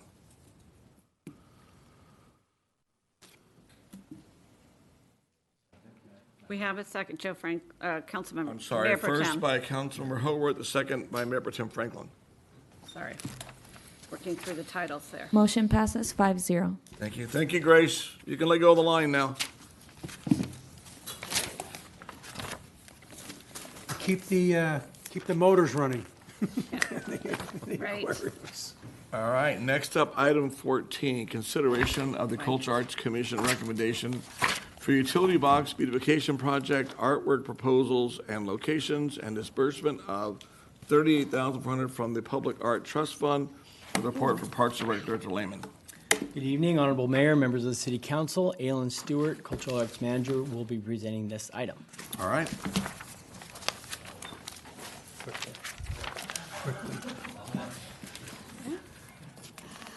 Good evening, Honorable Mayor, members of the City Council. Tonight, we're asking you to consider the recommendation from the Cultural Arts Commission for the Utility Box Beautification Project artwork. Staff worked with the Commission to put together a request for proposals, RFP, for the 12 utility box locations that were identified and the artwork that would go onto them. Staff received 40 submissions and worked with the Cultural Arts Commission to review all of the proposals and identify the most appropriate artworks, as well as assign each artwork to a location. In your agenda packet, you have the complete deck with all of the recommended artists and the assigned locations, as well as alternate artwork. If you do not have any questions and would not like to make any changes, staff recommends approving the request as is and allocating an amount not to exceed $38,400 from the Public Art Trust Fund. I'm here to answer any questions, and we can go through the entire deck if you wish to. Thank you, so. and I hope we don't need to. Councilmember Lesser, then Mayor Pro Tem Franklin. I have a preliminary question, and that is to do, how are the past applications holding up to the weather, and what is their useful life based on now having some experience? That's a really great question. They're actually holding up really exceptionally well. I haven't personally examined every single box, but I always look at them when I walk by. They're not peeling, they're not bubbling, they're not fading. They look great. Do we have a process for either decommissioning them or putting new applications on them before they become old, faded, and worn out, so we get ahead of it? We don't have anything specific on the books. So to say, for round one, we did not specify how long the artwork would stay on the utility box. However, there is a clause in the contract with every artist that says that the city may remove the artwork as they see fit. So in this new RFP, we actually did specify in the contract that the artwork stays up for about 2 years unless the city needs to remove the box, let's say if there's some work being done or something like that, so that the artists have a rough expectation that if in 2 years their piece is replaced, it's not a huge shocker. I guess what we're, just final question is, as we're being asked to approve more, I just want to make sure that, in fact, there's a plan for tending to them, caring for them, maintaining them, and potentially decommissioning them to the extent they ultimately do fade and fail, particularly because I saw the 2-year period in the staff report. There's not a concrete plan. I think the soft plan, if you will, is if City Council chooses to go forward with this program, as we start running out of locations for boxes, we would essentially start recycling, if you will, the oldest boxes, which would achieve both a newer, updated look and more artwork. Thank you. Thank you, Ms. Mayor. Mayor Pro Tem Franklin. I volunteer my house if you need more places to wrap things. These are stunning, and the fact that they're made by a lot of Manhattan Beach artists is just terrific. Just one recommendation. I loved, with regards to Alana Bullholzer on slide 5, or 4 and 5, the women's volleyball. Yes. It's slated to go at the corner of Meadows and Artesia by Miracosta. I mean, I think that should be closer to downtown, because as you're going downtown, particularly with the utility boxes in front of Beehive, that could set the mood for going to the downtown, the Wimbledon of, beach volleyball and things like that. And there's hummingbirds there now. I would just flip them or something, but I would love to see a more beach-oriented theme at the gateway of our beach. And I don't know, I just offer that up to my colleagues to consider. But everything else is great. Just one point of consideration. The reason that her box was placed there is because she's currently a student at Miracosta High. So we felt that it would be inspirational for the students to see a box that was designed by someone who was their same age and was going to school with them. So she's a student. She's, I think, 17 or 16 years old. So we thought it would be very special for her to be able to see her work right next to her school, and for her classmates to kind of to see the work of one of them on something, on a city project. They never go to Beehive? Well, some. I mean, that one is exceptional, and also there's another volleyball one in here as well, another volleyball theme, but. Yeah, number 14 is, Yeah. that one's volleyball as well. Councilor Napolitano? I'm fine with them. I made a motion to approve. I'm kind of concerned with the one that says this piece explains the inside of a 12-year-old mind. The Bella Louie 16A with the Yeah. rainbow barfing cloud, page Well, 428. But okay, that's your 12-year-old artist. I mean, I think it's No other great. questions? reminds me of a bad trip I took. And that's what art can be. No other questions? Your mind expanded. We'll stop public comment. Anyone here want to talk about public art on our utility boxes? Seeing none. How about Zoom, Martha? I'll close public comment. Council, you have a first and a second. The Councilor Howorth has a comment. I just want to say this is cool. Thank you. I don't want to belabor it. I think it's really darn exciting. You have a first by Councilor Napolitano. You have a second by the mayor. And voting screen, please. Motion passes 5-0. Fantastic. Way to go. Parks and Rec. Woohoo. Every time I drive by. Wasn't this your baby back in 17, 18? Some time ago, yep. Props to Councilor Yeah, Howorth who it's brought true. this to us years ago. Yeah, it was, yeah. Yeah. And Councilmember Napolitano, we talked about how to do more joy, and like art doesn't have to just be a statue. We talked about this long time. And it was a quick win, and it really Yeah. has been. Yep. Item L, City Council requests and reports include AB 1234 reports. Councilor Napolitano.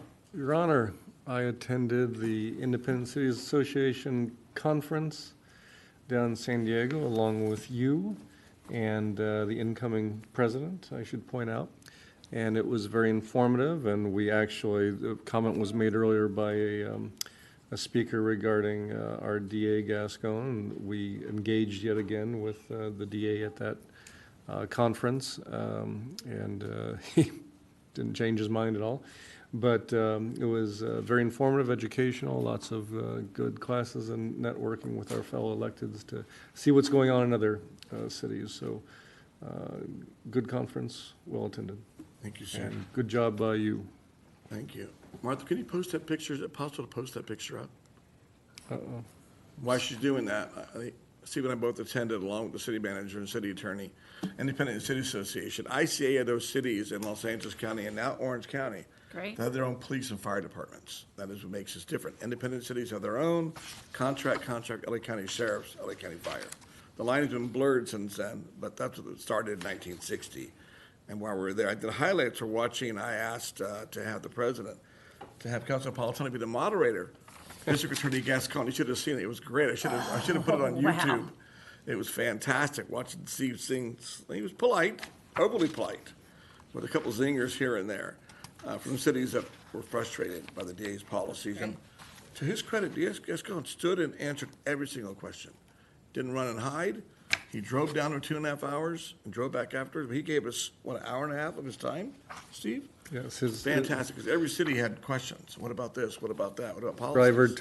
His driver drove him down 2.5 hours. I was going to say, did someone steal his car? Yeah, so, no, it was nice, and I tell you what, it was great. And Supervisor Hahn also was there and gave us her time, and I think between District Attorney Gascon and standing up by himself and answering all the questions to and from, and I think he told us if you'd like to have another letter, another request going to him for services, tell him why I want to do it. But he said he's not in favor of everything right now, but tell him why I want to do it. So here he goes. So Steve volunteered me to write the letter and ask one more time to do that, our separate policy right. with Redondo Beach.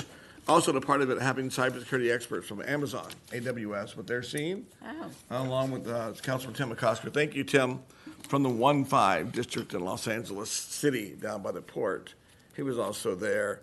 And that lady that told us how much we're all being charged for our internet connection fees and why we have no control over them in our city. One part of the Strand pays one price, one part of East Manhattan Beach pays a different price. Really? For the same service. And that lower income parts of the city, Los Angeles, pay more for less service. Oh, that's horrible. So we're gonna have more information about that in our slides.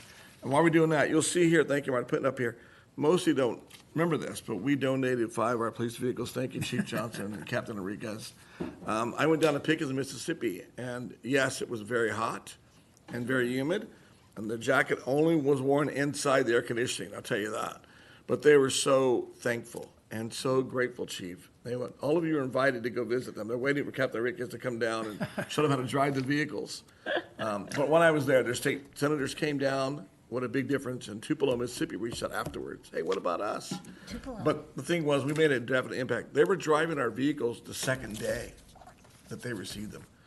And so I got to drive with them when our vehicles were on. Yes, the MB is still on top of the roof. They just, what was the comment? Mississippi Beautiful. MB was what they would call it. So a slogan. But they're still working on our logos, getting used to the vehicles, and all we've done. But what an impact you made. All of you have made. My colleagues, the city, the chief, the police, everyone has made upon this small city that now, that would, in my mind, be a future sister city, moving that forward. But just know in the back of you, know in your heart, you made a definite impact on the city that needed it. Not a year down the road, but 2 weeks later, or 2 days later, they were driving our vehicles throughout the city.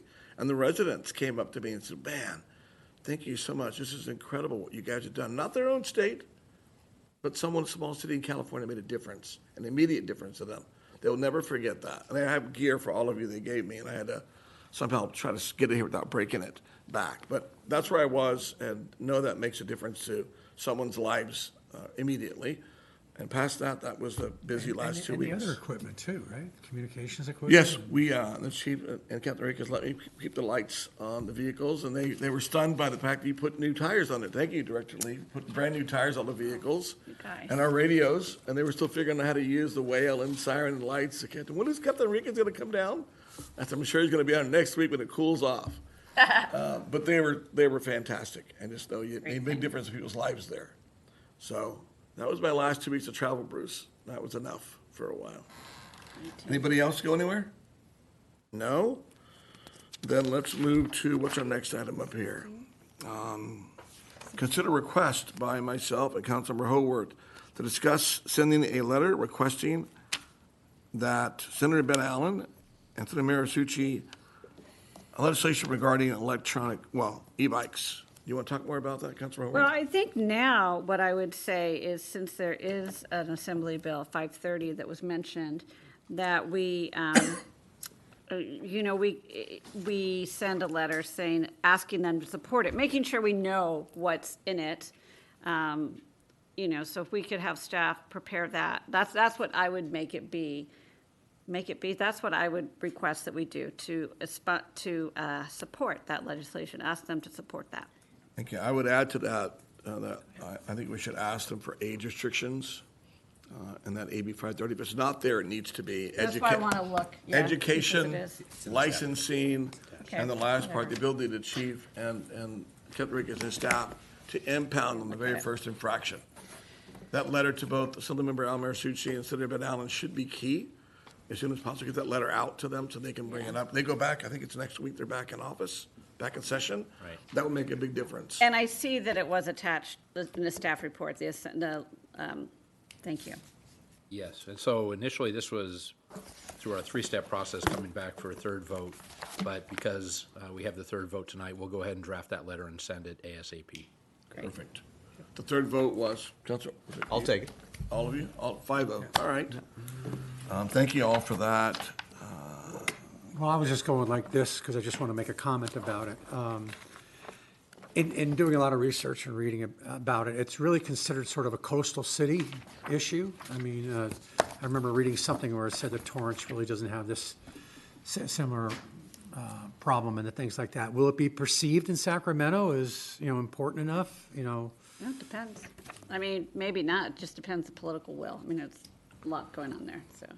5 years from now, it will, when it hits other communities. Yes. Yeah. Exactly. Exactly. Need to hear from you, Joe. Need to hear from every resident that cares about e-bike should email and contact your Assemblymember senators. It's That's worth all a now. try. Exactly. I mean, I think what you're saying is that, you know, we want to send a letter from the council, but we should all send our individual letters and encourage our friends, and we can, you know, provide them a copy of a letter to send. It matters. Yes. And can we do like a robo email thing on our website? Is that permissible? So where residents can just go and fill in something and get the letter sent? Auto email? Yeah, I think we can do that for AB 530, certainly. Yeah. Yeah, and then follow up with the letter on the other topics as well. Right. That's a good idea. I mean, that would put some impetus behind it, and we can answer a lot of people and say, go to this go to our website and do this. Here's one thing we're Add your suggesting. voice. Yeah, because it's not supporting a political candidate or anything. I think we can do that. I'm sure, but if Frank can add it to next door, you get 1,000 hits. So, Yeah, well, they can go there. anybody else have anything? Mr. Mayor, I think we still have a voting screen. I'm sorry. Martha, voting screen is still up. You want us to wipe that out? It's still up there. I don't want it in the voting screen anymore. We're good. Just a voice vote. Item M, future agenda items. Councilmember Howorth. Thank you. I have two, actually. One, I believe the former council talked a little bit about this, but I want to bring it back again to talk about adding the camellia as a city flower. And I think one of the discussions before was, well, we have a city flower, but we could have two. And I think there's renewed interest because of what we found out about the family that owned Miracosta and the documentary done by the student, Grandpa Cherry Blossom. And I was spurred on by this because my friend John Oshiro actually went up to Descanso Gardens and met with the person who's in charge of the Camellia Grove and got some cuttings from there and brought them back. And they are actually, the relatives of the camellias that were first grown here and sent to Descanso Gardens. So I just feel like, What's our flower now? Primrose or? who knows? Isn't it the primrose? Velzy board. So the reason I think it's a nice thing. I mean, I'm asking to put this on a future agenda, but it's, something that we could use as an educational awareness piece. Do I have another? Yeah, at this point, since it's not on the agenda, is there another councilor that wants to support this? Placing it on an agenda. We can certainly culture wars? We can certainly discuss it. Yeah. Does it have to be pink? Camellias often are, but I don't know if this kind is. Let's discuss it. Let's understand what the current Yeah. flower is and understand what the Is that a implications second? are. That's a second. Councilor Okay. Lesser is your second. Here's my next one. I think it's less controversial, but we'll see. It's actually, I'd actually just like to ask the city manager maybe to come back with a report like they do sort of in the beginning about what do we do if there's a heat sort of emergency. So like if the county says, hey, we're going to have a cooling center because it's going to be over 100 degrees and we're going to do that. How do we reach our residents? Do we, what happens? I want to know what happens. And do we have a plan and what that is? That's all. Just Are a you little talking report. about Emergency Operations Center, past our Nixle? I mean, alert It South could be Bay? all of that. Like, I want to know, let's say I'm at home and I have oxygen and I don't have air conditioning. How do I find out that there's a cooling center, here? And do we have a plan? So I just thought it would be good to have that report come back. I mean, we should know. We should know this because I guess the request is going to make clear what the request is. If we want to set up a cooling center No. for an emergency, or give me an example of what we're looking for that you want emergency operations or a letter I to am go out. I'm not asking for a future agenda item that we create a whole heat plan and a heat thing. I'm asking what do we do currently if there is a heat emergency, and whose responsibility is it to contact people who are at risk? Is it Parks and Rec? Is it fire? Is it police? Want just an email from the city manager to us about that? I would like all of us to know about, I'd like the community to know about it. I think just a report, is this, I understand what it is an emergency, earthquake, fire, flood, hurricane, Heat is an emergency twister. now. More people die due to But heat heat. in Manhattan Beach, I'm wondering, Last year, we had 2 days over 100 degrees, and we had cooling centers at Jocelyn. And so how do people get notified? And are we, what do we think about doing City that? Manager, maybe you can jump in here. Yeah, so the chief just reminded me, Chief Lang did, that we have the local hazard mitigation plan, and we can have our emergency services coordinator provide a presentation to the council in the future. I'll second that. Yeah. That sounds a good idea. We should be aware of what happens when, so. We got a plan there and it's working. We'll fine. agendize that for a future meeting. Yeah, it doesn't have to, thank you. Yes, we don't have to Thank go you through all. the three-step process. Thank you a lot. Information only. I'll bring camellias. Anybody else? I appreciate Councilor it. Howard, Councilor Lesser? I got one. Thank you. Please. I can't see because my screen is locked out. Okay, so we're, those of us that have been here a long time we're experiencing crime of a nature that we haven't experienced before. We have organized retail thefts. There was a report of a strong-arm e-bike theft where I think it was a juvenile that strong-arm, I got to believe, is you threaten somebody and you steal their bike or any item. We've had reports of juvenile gang activity, whether it's whatever that e-bike group is and the like. There's continuous bonfires that are not supposed to be done on the beach. So I'd like to sort of get a plan, whether it's in a public session or private session, to just see what is the police department doing to combat organized retail theft, even retail theft. It happened to me at Ralph's and it happened to me at CVS. Right there, taking the goods, leaving. I talked to the manager. How often does it happen? Happens a lot. They don't stop them. They being CVS. Yes, CVS, the store. It's a significant amount. I talked to Trader Joe's, significant amount at Trader Joe's. What is the PD plan to help these retailers, to help combat not only just the one-offs, but the organized retail theft? I don't agree that, because it's a crime on a property, that it doesn't have an impact. I think it has a lot of impact on our residents in terms of their sense of security and well-being and certainly quality of life. So I'd like to see what that plan might be. Let me clarify that so I understand it. Our police get a call from CVS, someone has stolen something or not, but they get a call from CVS or Macy's. Macy's that has the right to detain, they have their own people that hold a suspect, the police arrive. Police catch someone, and your question, what happens after, or what happens in between the theft and until the police catch them? What do you want the police to do besides catch them, which they do now, currently, and parent policy, cite and release? What do you want the police to do? Provide patrols to our retailers, okay? Be there so that they do get a call, they can respond and do something about it. Protect our citizens from being in the middle of these, a strong-arm robbery, an armed robbery. I mean, I don't see preventive measures being taken.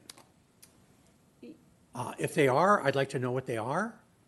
I'd like to see how widespread we can make it Could I? to help. Sure. Go ahead. To help our retailers, because ultimately that hurts the retailer, it hurts the consumers, prices go up. I don't want to become a San Francisco, but it's dribs and drabs, and they are where they are today. We're nothing like San Francisco. We're nothing like San Francisco. No, I understand it, but San Francisco wasn't like San Francisco. But it is. Until Pretty it started. much been wrong. So- If Well, I may, well, you're looking for a second, okay? Yeah, Right? right. Let's just get there Okay. before we speechify everything. You're looking for a second. So before, and I'm willing to second it, but I want to hear from the chief first, who's here. Maybe she can come down so I can get a better grasp of. Sure. Because, I mean, the assertion as part of this is almost like we're not doing something. And I mean, I know that's not true. Now, the problem though, of course, is we're always going to have limited resources and unlimited needs. We just made a big point earlier tonight about you need to do a dragnet for e-bike safety. And yet now we're talking about armed robbery. So priorities and picking and choosing things, right? We can't necessarily station a cop at every CVS. No, I'm not Trader Joe's. suggesting that. Yeah. Well, but what you just said was, I want to know where the cops are going to protect our people from being in the middle of an armed robbery. That can only be done when you say preventative. They have to actually be there to prevent that. So I don't know exactly what you're saying with that, and maybe we can get a better understanding of this, or if you want to report back. But if we want to do a plan or something like that, I mean, do we not have a plan to enforce laws as they are now? Good evening, sir. And yes, we do have a plan to enforce laws as they're written right now. And part of our outreach to our business community, one of the things that Captain Enriquez implemented earlier this year was having our 2 patrol lieutenants, Lieutenant Harrod and Lieutenant Kitsios, be responsible for basically halves of the city separated by Sepulveda. And as part of that, and as part of the ongoing kind of data-driven approach to policing that we're doing, I have a monthly report that's produced. It's an internal document, and it kind of tells our patrol lieutenants where crimes are occurring, where we're receiving the most calls for service. And one of those places is, as you mentioned, CVS. And so we have spent a great deal of time with CVS. We've put the decoy car up there. Our live view camera trailer has spent a little time at CVS as well, you know, just trying to provide that deterrent effect. We quite obviously respond when we are summoned to CVS, and we are engaging with our businesses on an individualized basis to find out how we can support them in terms of repelling or deterring organized retail theft or just theft in general. We have a great deal of success with our partners at the mall, just in terms of dealing with mall security. Tanya and her folks on the security side have been very helpful and great partners, but also with our loss prevention at Macy's, we've developed some great partnerships there. And so we're trying to really attack this on an individual level. What can we do at REI? What can we do at Old Navy? And if we see a trend or a person that continues to victimize a business from shoplifting and things like that, we get our officers engaged and be on the lookouts for them. And really, we're trying from all angles when we see a problem or an uptick at a particular retailer, that we are on it right away and engaging with those retailers on an ongoing basis. Okay, I'll give another particular example. I was walking down the street and I went into Musti, who was robbed of several thousands dollars worth of goods, and I expressed my concern for them, and I said, has somebody from Manhattan Beach Police Department come by and talk to you about increasing your security, doing something with your door or whatever? She said, no, I haven't talked to anybody. And this is probably about 2 weeks after the robbery. Right. I mean, are we doing that kind of thing? Are we encouraging the retailers to report? Are we helping them, secure? Have we visited businesses? I guess, like I said, I would, maybe you have a conversation with the chief and the city manager together, and then if you're still in control, bring it back, and I'm happy to second it. But I mean, just right there, I have concerns that the police would be acting as security consultants. Yeah. And especially just volunteering rather than being asked. I just don't know that that's their job, to be security consultants to every business as to how to harden the target. And we've had different engagements, as the chief has said, with our businesses to reduce crime. So I don't know, I'm not getting exactly, what you want to do differently than what we're doing. Maybe check to make sure we're not doing those things. You bring it back, I'm happy to second it. Okay. Mayor Protem. Yes. Through the mayor. May I make a suggestion? I mean, perhaps kind of channeling what Councilmember Napolitano is suggesting is maybe the request should be, because I'm mindful of the Brown Act, because you already are engaging in a conversation of an item that's not on the agenda. Maybe it's a request for a report from the police on certain crime trends and how the police propose to address it, or something along those lines. So there's a report with some information, and then a proposed strategy to the extent the police feels that they can do that. That might be one item on an agenda that might address what you're concerned about. Is that what you're concerned about? I'll have a conversation with the chief. Yeah. Okay. All right. Anyone else have it? I mean, I just want to comment, well, no, I'll withdraw. Fine. Anyone else have a future agenda item? Thank you, Chief. Yes, sir. Make sure? Nobody else. All right. City Manager report. None tonight, but happy Labor Day. That's City Attorney report. Nothing tonight. All right. Nothing informational, information only, closed session, none. All right, everybody, we are adjourned at almost 9:30 tonight. Okay. Enjoy the next few weeks. We'll see you all Sorry. soon. Any update of lights out or lights night or whatever that's happening today? Right now? National Night Out. Yeah, National Night Out. Any You can ask the reports? chief while she's here. The meeting is adjourned. Thank you.